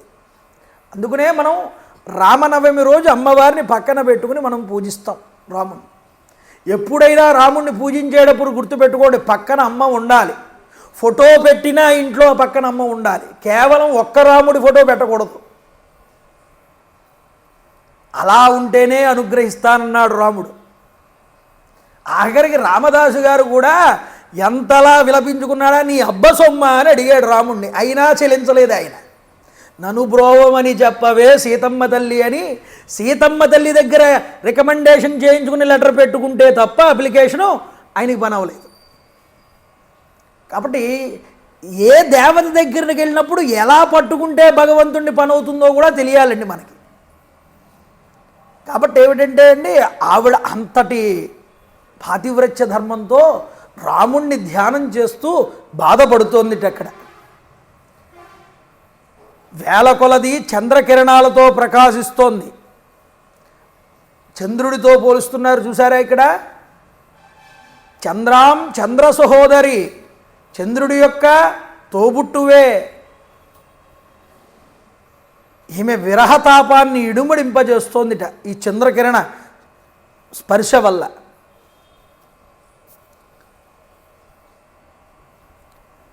శ్రీరాముడి దగ్గర కనుక ఉంటే అమ్మవారు, ఆవిడ అశోక అవ్వేది. అంటే ఏమిటి? శోకం లేనిది అయ్యేది. కానీ రాముడికి దూరంగా ఉంది కాబట్టి ఇప్పుడు సీతాదేవి ఈ అశోకంలో చంద్రుడు సీతాదేవి ఇద్దరూ కూడా పరితపిస్తున్నారు అన్న భావంతో స్ఫురిస్తున్నారు ఇక్కడ. ఈ విధంగా విషయాలన్నింటినీ సమగ్రంగా పరిశీలించాడు పైన చెట్టు మీద కూర్చుని అమ్మ దర్శనమైనటువంటి స్వామి హనుమ. ఒక ఆలోచనలోకి వచ్చాడండి నిశ్చయంగా. బరువుతో నీటితో కృంగిపోతున్నటువంటి నావలాగా శోకభారంతో కృంగిపోతున్నటువంటి సీతమ్మ తల్లిని చూశాడు. సమీపంలో రాక్షస స్త్రీలు వికృతాకారులుగా ఉన్నారండి.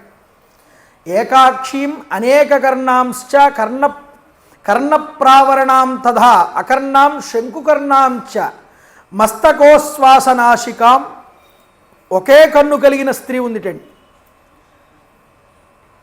చుట్టూరా చెవులు కలిగినటువంటి స్త్రీ ఉందిట, తల చుట్టూ కూడా. శంఖం కంటే వంటి చెవులు ఉన్నటువంటి స్త్రీలు ఉన్నారట. తల వరకు వ్యాప్తమై ఉన్నటువంటి ముక్కు కలిగినటువంటి స్త్రీ ఉందిట. శరీరం కుజించుకుపోయి ఉన్నటువంటి మరగుజ్జు రాక్షసులు ఉన్నారట. సన్నని పొడవైనటువంటి మెడ కలిగిన చింపిరి జుట్టు కలిగిన స్త్రీలు ఉన్నారట. వేలాడుతున్న పొట్ట కలిగినటువంటి స్త్రీలు ఉన్నారు. వేలాడుతున్నటువంటి పెదాలు కలిగినటువంటి స్త్రీలు, వేలాడుతున్నటువంటి మోకాళ్లతో ఉన్నటువంటి స్త్రీలు, పొట్టివాళ్ళు, గూనివాళ్ళు, కోరలు కలిగిన వాళ్ళు, వంకరమూతి కలిగిన వాళ్ళు, పందులు, లేళ్ళు, పెద్ద పులులు, గేదెలు, మేకలు, నక్కలు ముఖాలతో ఉన్నవాళ్ళు, అలాంటి వికృతాకారమైనటువంటి రాక్షస స్త్రీలందరితో పరివేష్టించబడి ఉన్నది. కరాళ ధూమ్రకేశీశ్చ రాక్షసీర్ వికృతాననాః పిబంతి సతతాం పానం సదా మాంస సురా ప్రియాః. అక్కడ ఉన్నటువంటి స్త్రీలందరూ నిరంతరం మద్యపానం చేస్తున్నారు, మాంసభక్షణాలు చేస్తున్నారు, మదిర తాగుతున్నారు. వీటన్నిటి మీద వారికి మక్కువ చాలా. రక్తమాంస భక్షకులుటండి వాళ్ళందరూ. మాంసంతోనూ రక్తంతోనూ పూయబడి ఉన్నాయి శరీరాలన్నీ కూడా రాక్షస స్త్రీలకు. చూసే వాళ్ళకే గగురుపాటు కలుపుతుందిట వాళ్ళని చూడగానే. అలాంటి వికృతమైన రాక్షస స్త్రీల మధ్యలో కూర్చుని వీళ్ళెవ్వరినీ తాను కళ్ళంపట చూడకుండా దృష్టంతా రాముడి మీద పెట్టింది. ఇది అసలైన ఉపాసన అంటే. చక్కగా ఇంట్లో ఏసీ వేసుకుని కూర్చుని భగవంతుడి ముందు కూర్చున్నా కూడా మనకి మనసు నిలబడదు. అలాంటి పరిస్థితుల యందు కూడా రాముడి యందే దృష్టి నిలిపింది ఆవిడ. ఇది గుర్తుపెట్టుకోండి. అలాంటి రాక్షస అందరినీ స్వామి హనుమ చూశారు. లక్షయామాస లక్ష్మీవాన్ హనుమాన్ జనకాత్మజాన్. మళ్ళీ లక్ష్మీవాన్ అన్నాడు వాల్మీకి. అమ్మ అనుగ్రహం కలిగింది ఈయనకి. నిష్ప్రభాం శోకసంతప్తాం మలసంకులమూర్ధజాం. సీతాదేవిని హనుమంతుడు చూశాడు. ఈ అమ్మవారిని దర్శించడం వల్ల అతడు మహదానందభరితుడయ్యాట స్వామి హనుమ. రమారమణ గోవింద గోవింద. దివ్య తేజో విలసుతుడయ్యాడు. ఆయనలో తేజస్సు అంకురించింది. ఇంతమంది కొన్ని కోట్ల వానరాలు దర్శించలేనటువంటి అమ్మ దర్శనం ఈరోజు స్వామి హనుమకి దక్కింది. పుణ్యం క్షీణించడం వల్ల భూమి మీద రాలిపోయిన తారవలే కనిపించింది సీతామాత ఆయనకి. మళ్ళీ చెప్తున్నాడు, శ్రేష్టమైన ఆభరణాలు ధరించకుండా కనిపిస్తున్నా ఆమెకు పతియే ఏకైక భూషణము, అందుకనే ఆవిడ ప్రకాశిస్తోంది అనుకున్నాడు. క్లిష్టరూపామ సంస్పర్శాత్ అయుక్తమివ పల్లవీం సీతాం భతృవశేయుక్తాం అయుక్తాం రాక్షసీ వశే. చెప్తున్నారు ఇక్కడ, సంస్కారాలు లేకపోవడం వల్ల నలుగు పెట్టుకోవడం, మా యొక్క మిగతా యొక్క ద్రవ్యాలు శరీరానికి అలుదుకోవడం లాంటివి లేవు శరీరానికి ఆవిడికి. అందువల్ల ఇవేమీ లేకపోవడం వల్ల శృతి లేనటువంటి వీణలాగా శోభా విహీనంగా కనిపిస్తున్నది ఈ అమ్మ. ఆమె మనస్సు రాముడి యందే లగ్నమై ఉండడం వల్ల వాళ్ళు ఎన్ని కర్ణ కఠోరమైన మాటలు మాట్లాడుకుంటున్నా అవి ఆవిడ చెవిలోకి వెళ్ళట్లేదు. అంతా రాముడి మీదే దృష్టి ఉంది. సీతాదేవిని ఆ మారుతి చూశాడు. అందమైన కన్నులు కలిగిన సీతాదేవిని చూడగానే హనుమంతుడి నేత్రాల నుండి ఆనంద బాష్పాలు రాలేటండి. చూడండి, నిన్న చెప్పాను, మండోదరిని చూసినప్పుడు కోతి చేష్టలు చేశాడు. ఇక్కడ పరమాత్మ తల్లి జీవాత్మ సీతమ్మ దర్శనం కాగానే తనలో తాను మంత్రముగ్ధుడై కళ్ళంపట నీళ్లు పెట్టుకున్నాడు. ఇది భగవత్ సాక్షాత్కారం అండి. అలాంటి వాడు మౌని అయిపోతాడండి. మౌని అయిపోయి అతడికి బాహ్యమైనటువంటి ఆర్భాటాలతో పని ఉండదు. తన యందు తాను రమిస్తాడు, ఆనందిస్తాడు, సుఖిస్తాడు. ఈరోజు సీతమ్మ దర్శనం అవ్వగానే కళ్ళంపట నీళ్ళు వచ్చాయి స్వామి హనుమకి. ఇవన్నీ తలుచుకున్నాడు ఆవిడ లక్షణాలని. అందుకనే భగవంతుడి గుణాలని, ఆయన యొక్క కథల్ని 1-2 సార్లు తలుచుకోవాలి. అప్పుడు నీ మనసు ఆర్ద్రత చెందుతుంది, ద్రవిస్తుంది. పాషాణంలా ఉన్నటువంటి నీ మనసు కరుగుతుంది. అలా కరగడానికే ఈ యొక్క భగవత్ కథ మనం వినాలి, దృష్టి పడుతుంది అప్పుడు మనకి. ఇవన్నీ అమ్మవారిని చూడగానే ఆ విశేషాలన్నీ ఆయన మనసులో మెదిలాయి. ఆ మెదిలిన విషయాలనే చెప్పుకున్నాం మనం ఇప్పుడు. అవన్నీ తలుచుకుని కళ్ళం పడి నీళ్లు పెట్టుకున్నాడు స్వామి హనుమ. చూడండి, నమస్కృత్యాచ రామాయ లక్ష్మణాయ చ వీర్యవాన్ సీతా దర్శన సంహృష్టో హనుమాన్ సంవృతో అభవతు. ఒక్కసారి రామచంద్ర ప్రభువుని లక్ష్మణస్వామిని మనసులో తలుచుకుని వాళ్ళకి మరొక్కసారి నమస్కారం చేసుకున్నట్టండి. ఎందుకు చేయడం అలాగే? దీనిని కృతజ్ఞత అంటారు. పని ముందు నాకు పని అవ్వాలి అని పొన్నుధర్నాలు పెడతాం మనం. మనకి కావలసిన పని అయిపోగానే భగవంతుడి ముఖం కేసు కూడా చూడం మళ్ళీ. కానీ అది కృతజ్ఞత అనిపించుకోదండి. మనం ఏదైతే మనకి పని కావాలని మొక్కులు పెట్టుకున్నామో ఆ భగవంతుడిని ఎప్పుడైతే అలా గట్టిగా పట్టుకున్నామో నీవు అనుకున్న పని అయిన తర్వాత కూడా భగవంతుడిని విడిచిపెట్టకుండా అలాగే పొందన చెయ్యి. ఈరోజు నమస్కారం చేసి వాళ్ళందరికీ నమోస్తు రామాయ సలక్ష్మణాయ దేవ్యై చ తస్యై జనకాత్మజాయై నాకు కార్యసిద్ధిని ఇవ్వండి అని ప్రార్థన చేశాడు చేతులు ఒగ్గి. ఆ యమ్మ దర్శనం అయ్యింది. ఆనందించి రామా లక్ష్మణ మీకు నమస్కారం అయ్యా అన్నాడు. కృతజ్ఞతని ఆవిష్కరింపజేశాడు. ఈలోపు తెల్లవారబోతున్నది. పెద్ద ధ్వని అయ్యిందండి లంకలో. షడంగ వేద విదుషాం క్రతు ప్రవరయాజినాం శుశ్రావ బ్రహ్మఘోషాంశ్చ వీరాత్రే బ్రహ్మరక్షసాం. రావణాసురుడు నిద్ర లేచాడు. వేద ఘోషతో లేచాటండి. వేదాలు చదువుతూ ఉంటే, వందిమాగదులు కీర్తిస్తూ ఉంటే, మంగళవాయిద్యాలు వాయిస్తూ ఉంటే లంకలో రావణుడు రాత్రి తాగినటువంటి మద్యము యొక్క మత్తు ఇంకా దిగకపోవడం వల్ల వాడు తూలుతూ లేచాడు పైకి అంటున్నాడు వాల్మీకి. అంటే తిట్టకుండానే తిడతాడు వాల్మీకి. బ్రహ్మర్షి వంశంలో పుట్టినటువంటి బ్రాహ్మణ జాతికి చెందినటువంటి ఈ యొక్క రావణుడు ఈ రాక్షసత్వాన్ని పొంది యుక్తాయుక్త విచక్షణని కోల్పోయాడు. లేవగానే ఏం చేయాలి? బ్రాహ్మణుడు మనసుని నిర్మలం చేసుకోవాలి. చేసుకున్నటువంటి మనసుని భగవత్ విషయం మీద పెట్టి ఆ సూర్య భగవాను ఉపాసన చెయ్యాలి గాయత్రీ మంత్రంతో. అది వదిలేశాడు. బయట వేదమంత్రాలు చదువుతున్నారు. ఎందుకు? వీడిని రక్షించాలని వాళ్ళందరూ, ఈ యొక్క అధర్మాత్ముడిని. వాడు లేవగానే ఏం చేశాడట? విబుధ్యత యథాకాలం రాక్షసేంద్ర ప్రతాపవాన్ స్రస్తమాల్యాంబరధరో వైదేహి మన్వచింతయాత్.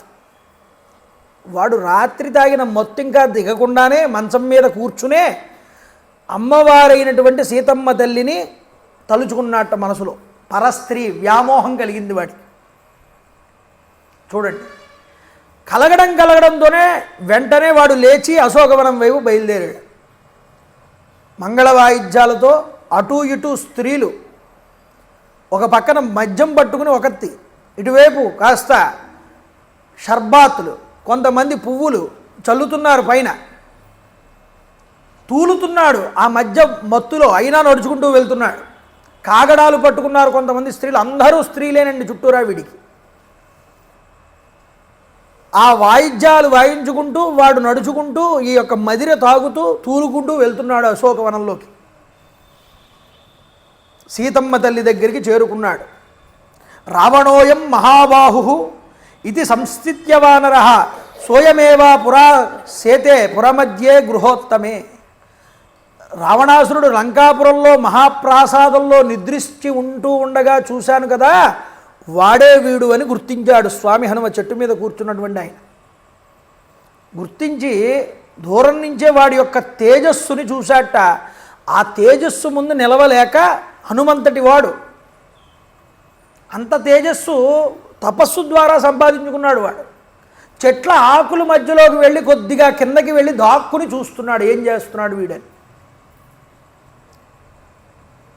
చూడండి, 18వ సర్గిది. సీతమ్మ తల్లి దగ్గరికి రావణాసురుడు రావడం. రామాయణంలో 18వ సర్గకు ఒక విశేషం ఉందండి. అసలు 18 అంకెకే విశేషం ఉంది. 8 + 1 9. 9ని మీరు దేనితో హెచ్చవేసినా మీకు మొత్తం దాన్ని కలిపితే వచ్చినటువంటి సంఖ్యని మీకు 9 వస్తుంది. అంటే పూర్ణ సంఖ్య 9 అంటే. ఈ 18వ సర్గలోనే రామాయణంలో బాలకాండలో రాముడు జననం జరిగింది. అయోధ్యాకాండలో రామచంద్ర ప్రభు కైకేయి వరాలు కోరుకుంది దశరథుడిని అరణ్యాలకు వెళ్ళాలి అని. అరణ్యకాండలో మలుపు తిప్పింది, శూర్పణకు వచ్చింది 18వ సర్గలోనే. కిష్కింధకాండలో వాలి నిహతుడై రాముణ్ణి ప్రశ్నలు వేశాడు, నువ్వు చేసింది ధర్మమేనా కాదా అని. ధర్మస్థాపన చేసినటువంటి రాముడు కిష్కింధకాండలో నేను చేసింది ధర్మమే అని 18వ సర్గలో నిరూపించుకున్నాడు తాను సమాధానం చెప్పి. అలాగే యుద్ధకాండలో విభీషణుడి యొక్క శరణాగతి 18వ సర్గ. ఆయన వ్రతం ఎవరిచ్చినా సరే నేను వాళ్ళని అనుగ్రహిస్తాను, అంత గొప్ప విభీషణ శరణాగతి 18వ సర్గలో పెట్టాడండి వాల్మీకి. మరి ఇక్కడ రావణాసురుడు సీతాదేవికి వస్తూ ఉండగా స్వామి హనుమ మొట్టమొదటిసారి ఇక్కడ సీతాదేవితో మాట్లాడుతున్న రావణాసురుడిని చూడడం మొట్టమొదటి ఒక గొప్పదైనటువంటి సంఘటన. అందుకనే దీంట్లో మహాభారతంలో కూడా చూడండి 18 పర్వాలు, 18 అక్షౌహిణీలు, 18 రోజులు యుద్ధం. ఏమండి, అలాగే అక్షౌహిణిలో ఉండేటటువంటి ఏనుగులు ఉండే సంఖ్యని మీరు లెక్క వేయండి, 9 వస్తుంది టోటల్. అలాగే గుర్రాలు, సైనికులు ఎవరిని చూసినా మీకు 9 వస్తుంది. కలియుగం, ద్వాపరయుగం, త్రేతాయుగం, కృతయుగం, ఈ సంవత్సరాలన్నింటినీ కలిపితే 9 వస్తుంది సంఖ్య టోటల్. అలాగే 1, 8, 18 కలిపితే 9 వస్తుంది. అలా మీరు 28 కానీ 38 కానీ 48 కానీ 98 దాకా ఇంకే అంకెల్ని కలిపినా మీకు 9 రాదు, 18కే వచ్చింది. ఇది మహాభారతాన్ని జయ అని పిలుస్తారు. జయ అంటే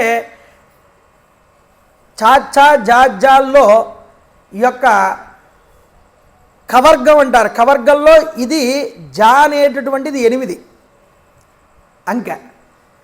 యవర్గంలో చూడండి యా రా లావా శేషా సహా అల్లో యా అనేటి 1, జయ జా యా 8 1. సంఖ్యానాం వామాంక స్థితో సంఖ్యలు లెక్క పెట్టినప్పుడు ఎడమ వైపు నుంచి కుడికి రావాలంటే ఎడమ నుంచి కుడివైపు నుంచి ఇటువైపు వెళ్తారు. అంటే 8 1 18 కింద మార్చాలి. అందువల్ల జయ అంటే 18. ఈ 18 అంకెకే గొప్ప శక్తి ఉన్నది. అందువల్ల ఈ 18వ సర్గలోనే ఈ రావణాసురుడిని ప్రవేశపెట్టాడు. ఇక్కడ వేగంగా నడుచుకుంటూ వస్తున్నాడు సీతమ్మ తల్లి దగ్గరికి. సీతాదేవి వణికిపోయింది దూరం నుంచి వాడిని చూడగానే. ఏ పురుషులు ఏ యొక్క అవయవాలైతే స్త్రీలనేందు చూస్తారో చపల చిత్తులవుతారో ఆ శరీరాలు ఏవీ కనిపించకుండా మొత్తం వస్త్రాన్ని చీరని కప్పుకుని కూర్చుందిటండి వాడు వచ్చేటప్పటికి. ఇంకా అంతకన్నా వెధవ మరొకడు లేడు అని ఇండైరెక్ట్గానే చెప్పింది ఆవిడ. అది వాడికి గొప్పగా అనిపించింది రాక్షస ప్రవృత్తి వల్ల. చూడండి, ఈవిడ భూషణాలు ధరించకపోయినా ఈవిడ తేజస్సు తరగలేదు. వాడు వచ్చి ఎదురుగుండా నిలబడ్డాడు, కానీ రావణాసురుణ్ణి ఆవిడ చూడలేదుటండి. సమీపం రాజసింహస్య రామస్య విదితాత్మన. రాజసింహం ఎవరు? రాముడు.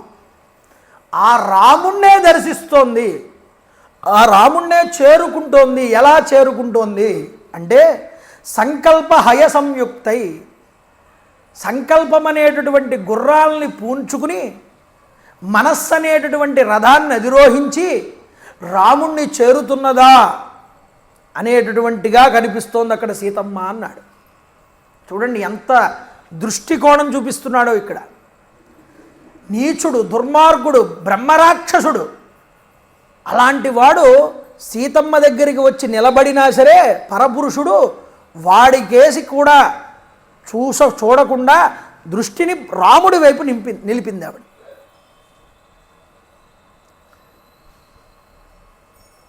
ఉపవాసేన శోకేన ధ్యానేన భయేన చ పరీక్షీణాం కృషాం దీనాం అల్పాహారం తపోదనాం. ఉపవాసం చేత, శోకం చేత, ఆలోచనలలో భయం చేత కేవలం వాయువు మాత్రమే ఆహారంగా తీసుకుంటోంది. తపోవ్రత నియమాలతో ఉంది, క్షీణించిపోయి ఉంది, కృషించిపోయి ఉన్నది, దీనదశలో ఉంది, శోకిస్తోంది. పరాయివాడి భార్యను తీసుకొచ్చి అందులోనూ పతివ్రత ధర్మాన్ని అనుసరించే స్త్రీని ఇంతలా బాధ పెడితే లంక కాలిపోకుండా ఎందుకుంటుందండి?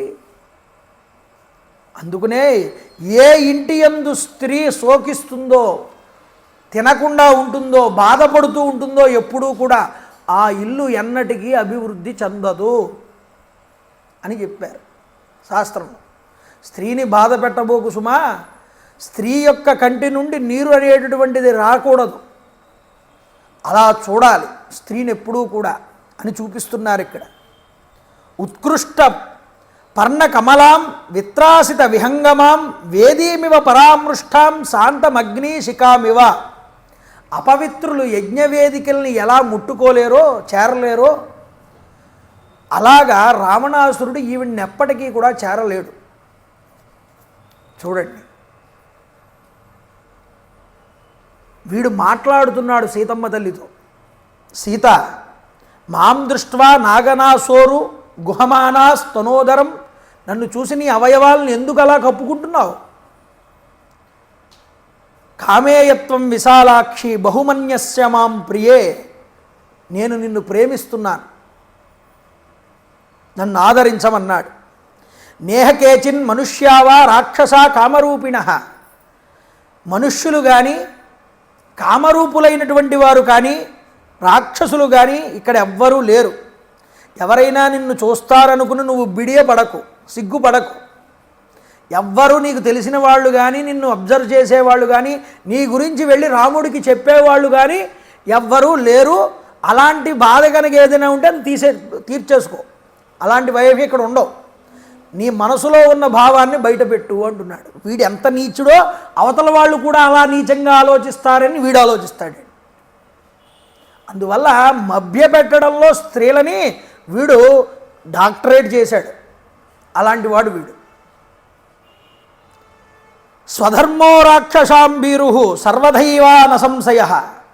మా రాక్షసులకి స్త్రీలని చెరబట్టడం, పరాయి స్త్రీలను ఎత్తుకురావడం, వాళ్ళతో సుఖాలను అనుభవించడం మా రాక్షసులందరికీ ఆచారంగా వస్తున్న విధానాలు ఇవన్నీ.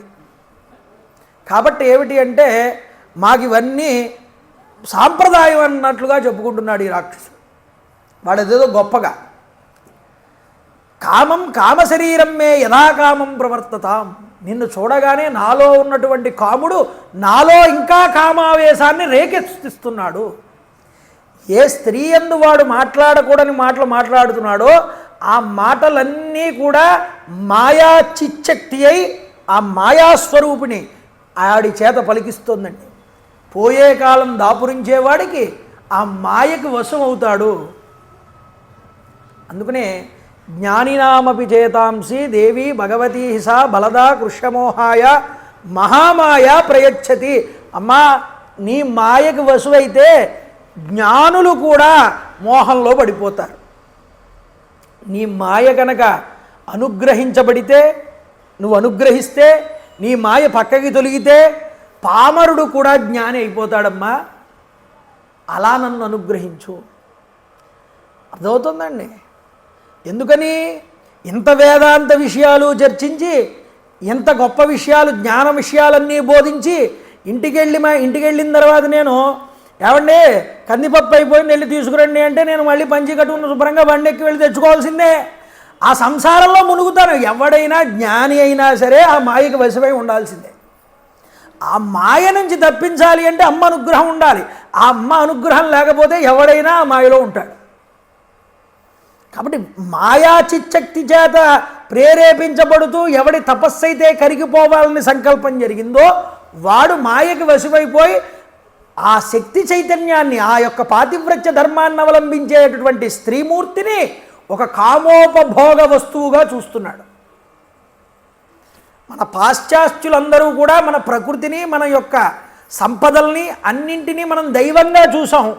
మనం ఉన్నంతకాలం, మన పెద్దలు ఉన్నంతకాలం ఈ పాశ్చాత్యులందరూ మనల్ని పాలించడానికి వచ్చిన తర్వాత ఈ భోగోపకరణాలన్నింటినీ భోగ్య వస్తువుల కింద మార్చేశారు. అందువల్ల ప్రకృతిని కూడా మనం మన భోగ వస్తువులుగానే మార్చుకుంటున్నాం, కానీ ప్రకృతిని మనం పర్యావరణాన్ని మనం కాపాడుకోవట్లేదుగా. మనం మాతృమూర్తిగా దైవంగా దర్శనం చేస్తే దాని యందు మనకి శ్రద్ధ ఉంటుంది.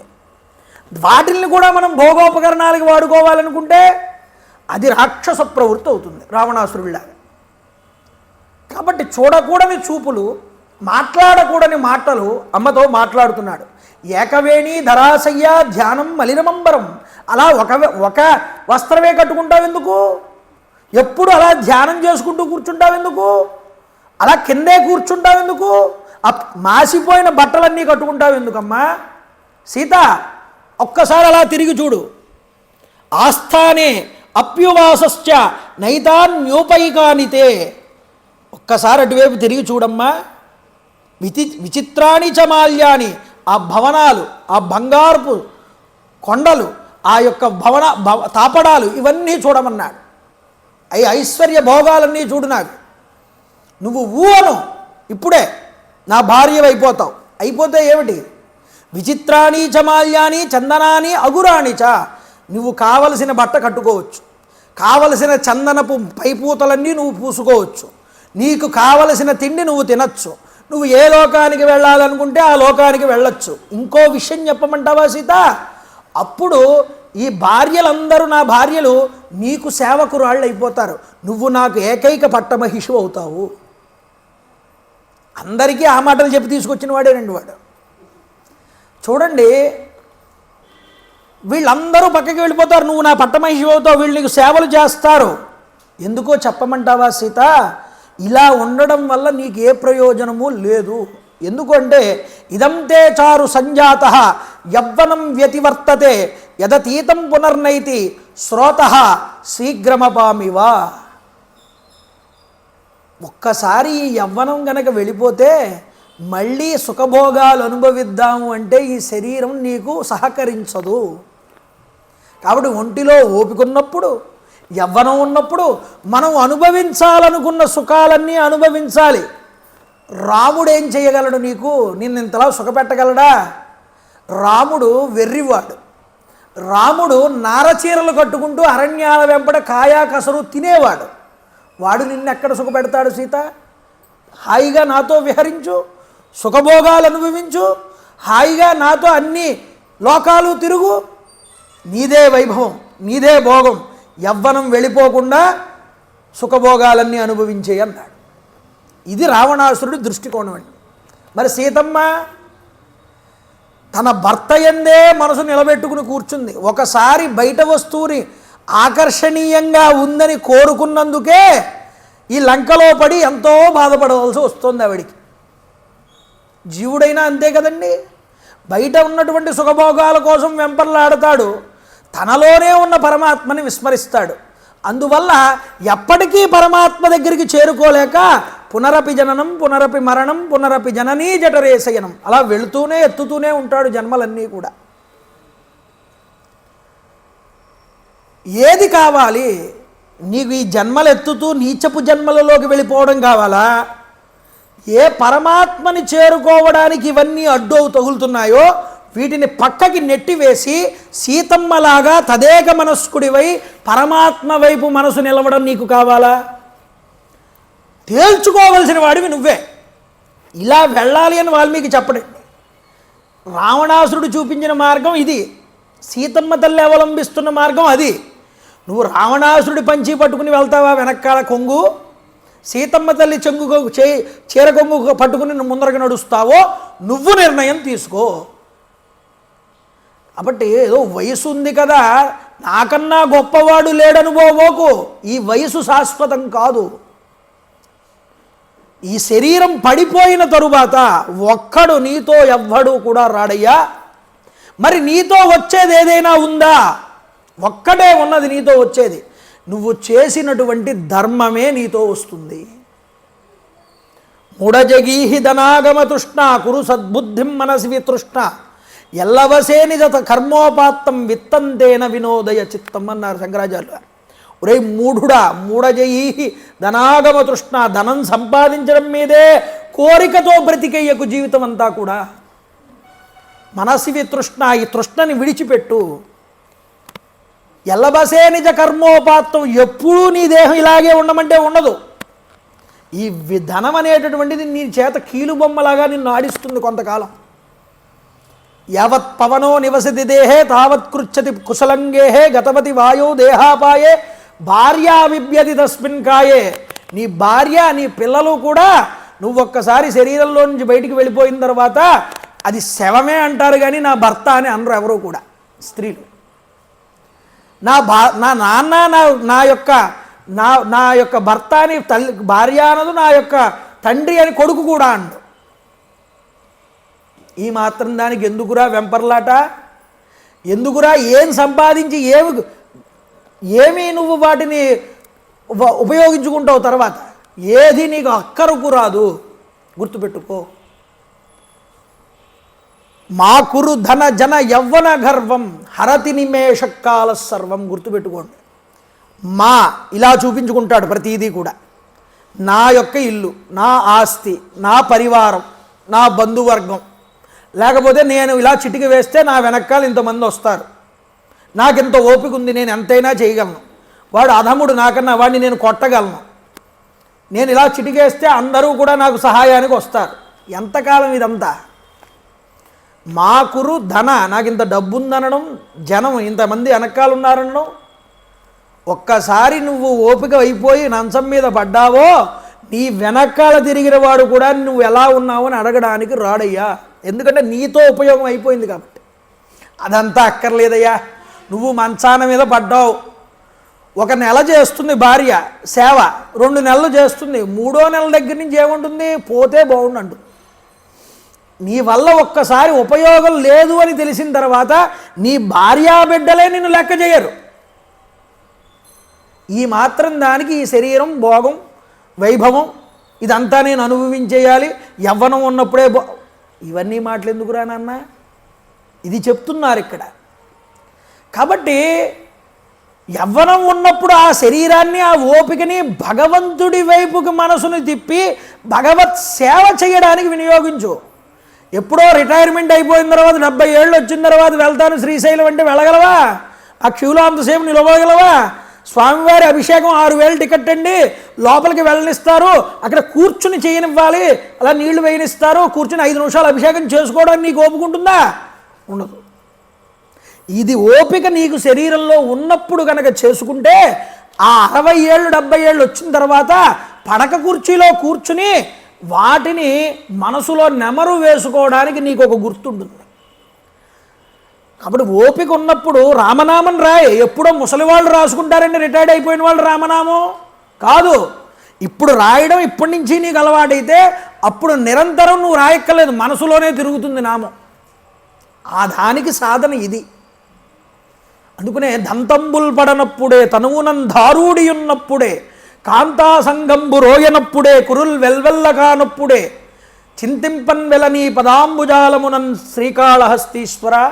ఒంటిలో ఓపిక ఉన్నప్పుడే, శరీరం జర్జరీభూతం అవ్వకముందే, శరీరంలో ఉన్నటువంటి అవయవాలు పట్టు తప్పకముందే, శిరోజాలు తెల్లబడకముందే నీ పాద సంసేవనాశక్తి, ఆ ఆసక్తి నీ మీద పూజయందు, నీ యొక్క కథయందు నాకు కలిగేటట్లుగా అనుగ్రహించు స్వామి అని వేడుకున్నారు భక్తులందరూ కూడానండి. ఇది విడిచిపెట్టాడు రావణుడు. ఉన్నప్పుడు ఓపిక ఉన్నప్పుడు సుఖాలే అనుభవించాలంటున్నాడు సీతమ్మతో. ఇవన్నీ వింటోంది ఆవిడ.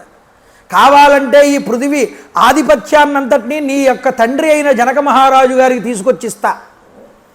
బ్లాక్మెయిల్ అంతా వదిలిపెట్టాడు, ఇప్పుడు లంచం చూపిస్తున్నాడు.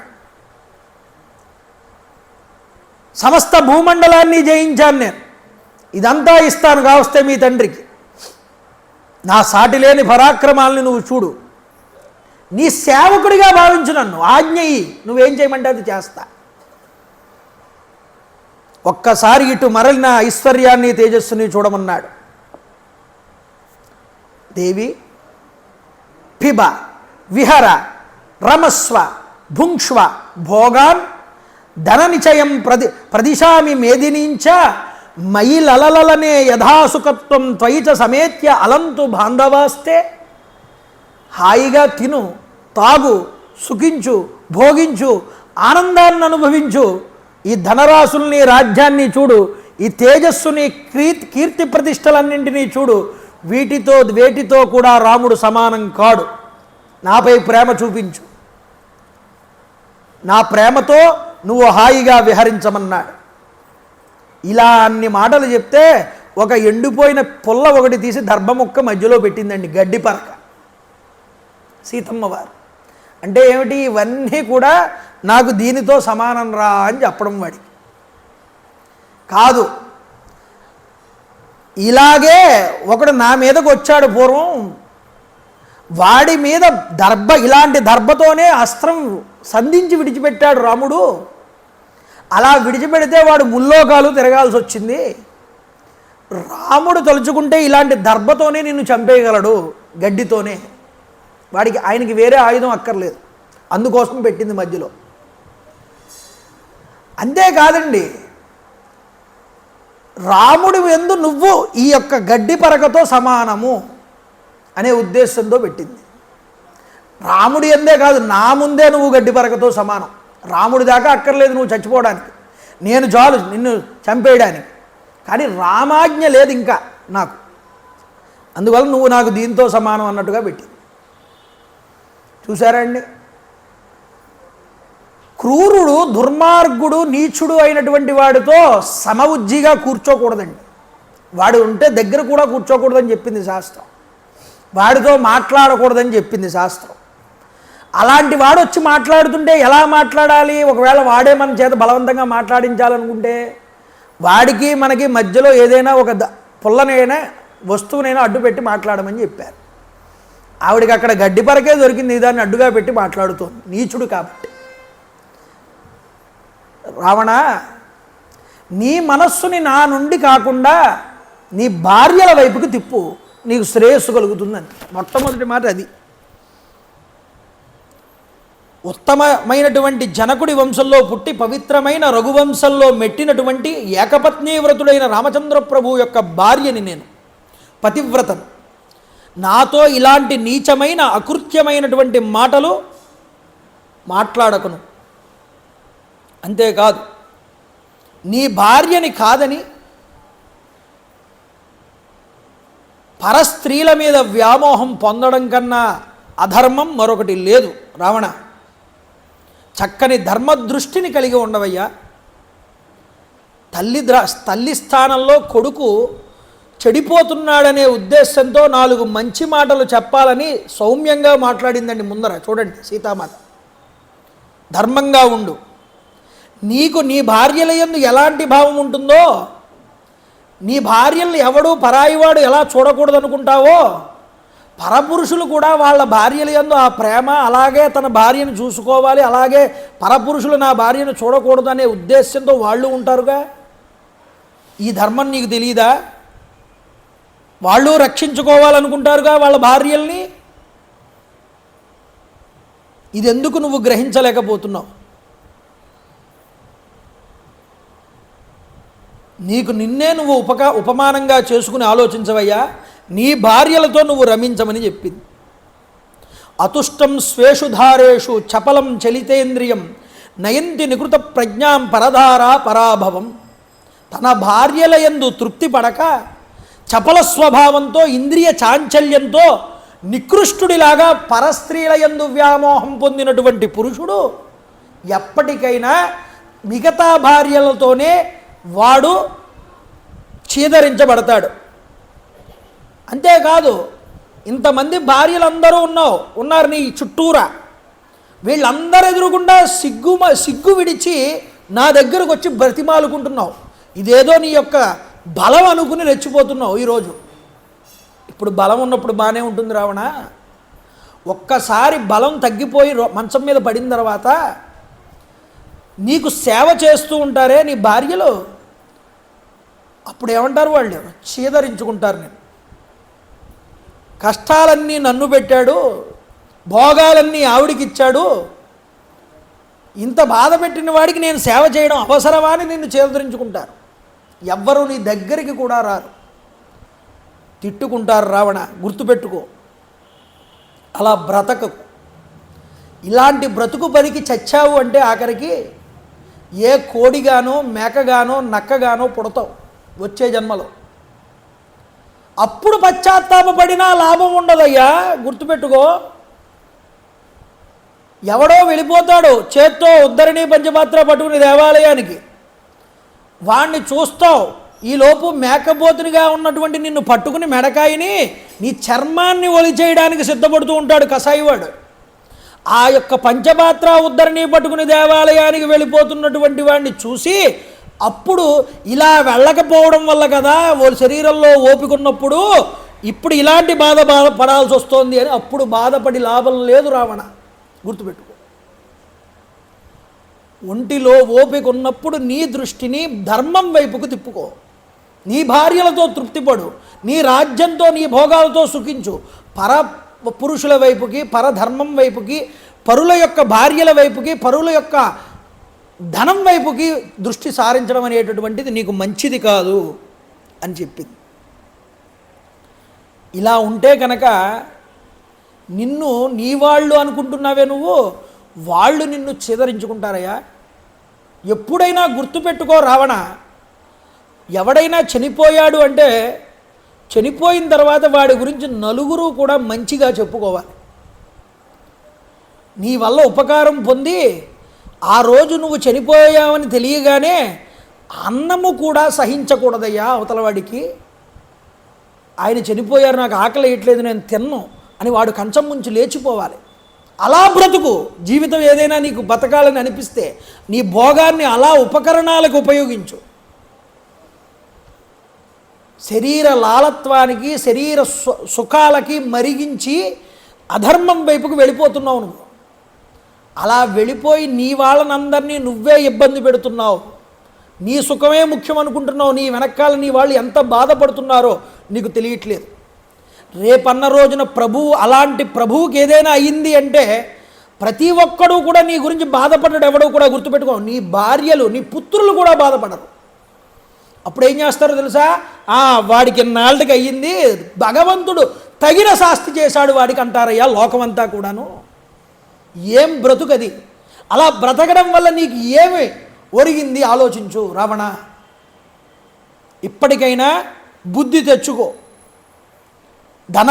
ధనాల యొక్క ఆశకి కానీ, ఐశ్వర్యాది ప్రలోభాలకి కానీ నేను లొంగేదాన్ని కాదని నువ్వు తెలుసుకో. రాముడి నుండి నువ్వు నన్ను వేరు చేయలేవు. అనన్యా రాఘవేణాహం భాస్కరేణ ప్రభాయదా. సూర్యుడి నుండి సూర్యకాంతి ఎలా విడివడబడదో నేను రాముడి నుండి అలా విడివడబడనటువంటి దానిని. సూర్యుడు వేరు, సూర్యకాంతి వేరు అనుకుంటున్నావు నువ్వు. సూర్యుడు సూర్యకాంతి రెండూ ఒకటే. కానీ నువ్వు బుద్ధి చాంచల్యం చేత నన్ను వేరుగా చూస్తున్నావయ్యా. నేను ఎప్పుడూ కూడా ధర్మాత్ముడైనటువంటి రామచంద్ర ప్రభు భుజాన్ని ఆశ్రయించుకుని ఉన్నటువంటి దాన్ని. ఎప్పటికైనా వనంలో సంచరించే ఆడు ఏనుగుని గజరాజుతో చేర్చినట్లుగా నన్ను తీసుకువెళ్ళి రాముడికి అప్పగించు. కృతకృత్యుడివవు రావణ. మహారాజా, ఎప్పటికైనా నా మాట విన్నావా? బ్రతికిపోతావు. వినయముతోడ నన్ను రఘువీరునకిచ్చి, వినయముతోడ నన్ను రఘువీరునకిచ్చి, వినమ్రుడైన నొండని ఎడువాడుగాడు. వినయంతో బుద్ధి తెచ్చుకుని నన్ను తీసుకువెళ్ళి రామచంద్ర ప్రభువుకి అప్పచెప్తే ఆయన కాదండు, నిన్ను స్వీకరిస్తాడు. నన్ను తీసుకుని వచ్చినందుకు నిన్ను ఆదరిస్తాడు. నిన్ను చంపడు, వదిలేస్తాడు నేను. అది రాముడంటే. అంతేకాదు శరణాగత వత్సలుడు. శరణు అంటే ఆయన అభయాన్ని ఇస్తాడయ్యా. దయాళుతో నన్ను అనువుగా సంధి చేసుకుని యాదటమై బ్రతికుండుము. ఆయనతో సంధి చేసుకుని ఎప్పటికైనా బ్రతికి కృతకృత్యుడివైపో రావణ. నీవు నీ జనములు క్రొవ్వి చచ్చుట విచారముగాదా. నువ్వు నీ ప్రజలు కూడా చచ్చిపోవడం, నీ ఒక్కడి వల్ల ఇంతమంది చావు నువ్వు కోరుకోవడం మంచిది కాదు. అటుగాక దక్కినన్, అలా కాదంటావా? ప్రాణంబుల్వలధేని, నీకు ప్రాణాల మీద ఆశ ఉందా? రాముడికి నన్ను అప్పగించు. రామునకు నేర్పారంగనన్నిచ్చి సత్రానుండభై మనుము. అట్లుగాక మదిలో దర్పించి నదద్రణ క్షోణీయుక్త కరాస్త్రసిక్త భటుదో స్ఫూణోగ్ర బాణాసన క్షీణస్మార కఠోర ఘోర శరముల్ చెండాడు నీకంఠమున్. ఒకవేళ దర్పాన్ని కనుక ప్రదర్శించి కనుక రాముడితో యుద్ధానికే దిగితే ఆయన కోదండం నుంచి విడిచిపెట్టబడినటువంటి బంగారు కాంతులీనుతున్న బంగారు కాంతులీనేటటువంటి డేగ రెక్కలు కట్టబడినటువంటి ఆ యొక్క బాణములు నీ శిరస్సును తెగవేస్తాయన్నాడు అంది అమ్మవారు. అప్పుడు ఆ బాణాలు వెనకాల పడుతూ ఉంటే నువ్వు ఎక్కడికి వెళ్ళినా నీకు ఏ యొక్క రక్షణ దొరకదయ్యా. పంకేజాసును జొచ్చినన్ జవమునన్ పాతాళముందూరినన్ లంకా రాక్షస వంశ వారధి గరాళ జ్వాల జిహ్వాలమై సంకీర్ణ స్ఫుట విస్ఫులింగ పటలీ సంచారమై ఘోరమై కింకన్ రాఘవ బాణ బాఢవ ముఖా క్షీణాగ్రి గ్రోలంజుమి. నువ్వు బ్రహ్మగారి దగ్గరికి వెళ్ళినా, ఇంద్రుడి దగ్గరికి పరిగెత్తుకుంటూ వెళ్ళినా, ఆఖరికి రుద్రుడి దగ్గరికి వెళ్ళినా నిన్ను కాపాడగలిగేవాడు ఎవ్వడూ ఉండడు ఈ భూమి మీద అన్నాడు, ఈ లోకాల్లో అన్నారు. కాబట్టి ఇప్పటికైనా బుద్ధి తెచ్చుకుని మనసు మార్చుకుని నన్ను తీసుకువెళ్ళి రాముడికి అప్పగించావా సాధు రావణ అంది అమ్మవారు. సాధు అంటే ఇప్పటికైనా మంచి మాట వినవయ్యా, చక్కగా అర్థమయ్యేలాగా చెప్పింది. లేకపోతే నీకు వినాశనం తప్పదు. ఖరదూషణాది రాక్షస బలాలన్నింటినీ రామచంద్ర ప్రభు దండకారణ్యంలో ఒక్క చేతితో సంహారం చేశాడు. నీ సేనా శిబిరాల్లో ఒక సేనా శిబిరం అప్పటికే కూలిపోయింది. రామలక్ష్మణులు బయటికి వెళ్ళినప్పుడు సింహాల వాసన పసిగట్టి దూరంగా పారిపోయే నక్కలాగా వాళ్ళు ఉన్నంత వరకు నా దరిదాపులకి రాలేకపోయావు. వాళ్ళు దూరంగా వెళ్ళడాన్ని పసిగట్టి ఒక నక్కలాగా వచ్చి నన్ను వంచి తీసుకొచ్చావు. ఇదేమిట్రా నీ యొక్క గొప్పదైనటువంటి పరాక్రమం? ఇప్పుడు ఏదో నా దగ్గరకు వచ్చి నేను ఇంత గొప్పవాడిని అంత గొప్పవాడిని నా ఐశ్వర్యం చూడని మా దగ్గర మాట్లాడుతున్నావు. పెద్ద పులి జాడ పసిగట్టిన కుక్క అక్కడ నిలవలేనట్లుగా రామలక్ష్మణులు వాసన తగిలిన వెంటనే నువ్వు వాళ్ళ నుంచి దూరంగా పారిపోతావు, తట్టుకోలేవు. ఇక వారి ఎదురు నిలవడం కూడా ఎలా కుదురుతుంది? నీకు ఆయువు మూడింది. ఎంతటి మహావృక్షానికైనా పిడుగుపాటు నుంచి తప్పించుకోలేనట్లు కైలాసగిరికి పరుగులు తీసినా, కుబేరుడి సమక్షానికి నువ్వు వెళ్ళినా, వరుణుడి దేవుని యొక్క సభను ఆశ్రయించినా రాముడి నుండి నువ్వు తప్పించుకోలేవు. ఇలా చెప్పగానే వీడంటాడు, స్త్రీలని ఎంత బుద్ధగిస్తే వాళ్ళు అంతలాగా వాళ్ళ యొక్క కోపాన్ని చూపిస్తారు, వాళ్ళు ఇంకా రెచ్చిపోతారు. ఈరోజు నేను ఎంత ప్రేమ చూపించినా నువ్వు నన్ను తిడుతూనే ఉన్నావు, అయినా నీ మీద నాకు కోపం రావట్లేదు. రథసారథి గుర్రాలని అదుపు చేస్తున్నట్లుగా నీ మీద ఉన్న ప్రేమ అనేటటువంటిది నిన్ను చంపనివ్వకుండా నన్ను ఆపుతోందన్నాడు. నేను నీకు 2 మాసాలు గడివింది, ఇంకా నా సంవత్సరంలో ఇంకా 2 మాసాలే మిగిలి ఉన్నాయి. దానికి కట్టుబడి ఇక్కడ ఉన్నాను. లేదా ఈ 2 మాసాలు అయిపోయిన తర్వాత నిన్ను మా యొక్క రాక్షస స్త్రీలు బఫే సిస్టంలో వేసి కూర కింద వండేస్తారు, మేమందరం కూడా తినేస్తామన్నాడు. బెదిరించాడు. చూడండి, ఇలా బెదిరిస్తూ ఉండగా ఆవిడ కళ్ళంపట నీళ్లు పెట్టుకుంటోంది. ఆకాశంలో దేవతలు గంధర్వ స్త్రీలు ఈవిడిని ఓదారుస్తున్నారు. వాళ్ళ ముఖ కవడికలతో బాధపడకు, కంగారు పడకును అని వాళ్ళు ఓదారుస్తున్నారట. ఇలా ఓదారుస్తుంటే మళ్ళీ తిట్టింది తిరిగి రావణాసురుడు. నువ్వు నీచుడివి, దుర్మార్గుడివి, దుష్టుడా, నిన్నెప్పుడూ కూడా నేను పొందనన్నది. రాక్షసాదమాని కారు కూతలు కూసేటటువంటి నిన్ను తప్పకుండా రాముడు వధించి తీరతాడింది. వెంటనే వీడికి కోపం వచ్చిందండి. రాముడు నీతి తప్పినవాడు, ధనహీనుడు, అలాంటి వాడిని నువ్వు ఈరోజు అనుసరిస్తున్నావు, రేపే ఈ రాముణ్ణి మట్టు పెట్టేస్తాను అని బెదిరించి రాక్షస స్త్రీలకేసి తిరిగి కోపంగా ఈవిడ్ని మభ్యపెట్టైనా ఒప్పించైనా జాగ్రత్తగా ఈవిడ కనుక బ్రతిమాలి ఈవిడ్ని నా వై దారిగా చేయండి, లేకపోతే ఇప్పుడే సంహారం చేసేస్తానని కోపంగా సీతాదేవి మీదకి వెళ్ళాడు. వెళ్తూ ఉంటే ధన్యమాలి అనే స్త్రీ వెనకాల నుంచి వెళ్ళి పట్టుకుంది రావణాసురుని.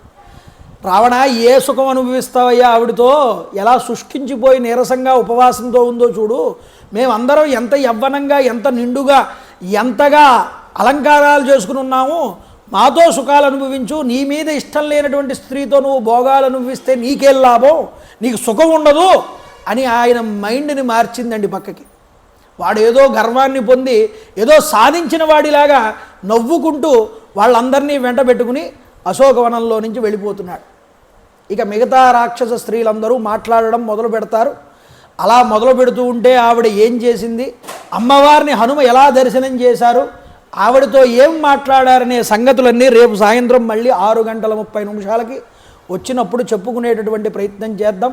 చక్కనైనటువంటి హనుమకి సీతమ్మ వారి దర్శనం అవడం, రావణుడికి చెప్పాల్సిన విధంగా బుద్ధి చెప్పడం సీతమ్మవారు జరగడం జరిగింది.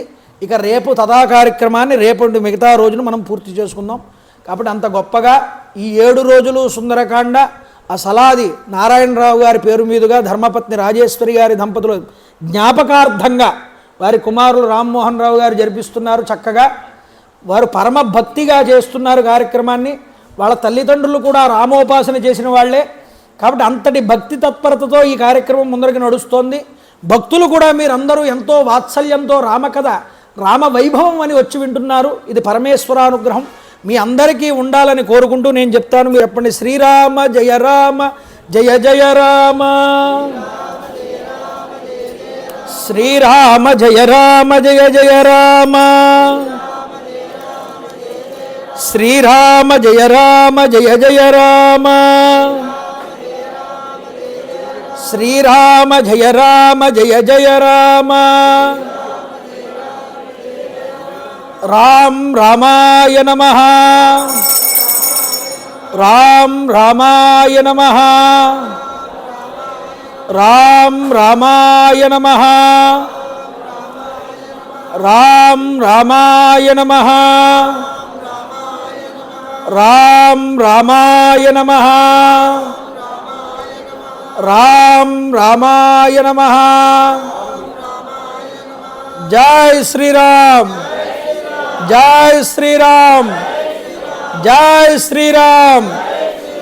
రామభక్త హనుమాన్ కి, రామభక్త హనుమాన్ కి, శ్రీరామచంద్ర ప్రభు కి, రామభక్త హనుమాన్ కి. మంగళం గోసలేంద్రాయ మహనీయ గుణాత్మనే చక్రవర్తి తనూజాయ సర్వభౌమాయ మంగళం. ఉమాకాంతాయ కాంతాయ కామితార్థప్రదాయినే శ్రీగిరీశాయ దేవాయ మల్లినాథాయ మంగళం. కాళే వర్షతు వర్జన్య పృథివీ సత్యశాలిని. జై గురుదేవ దత్త.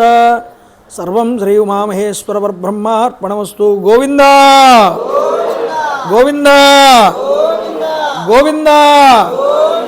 హర నమ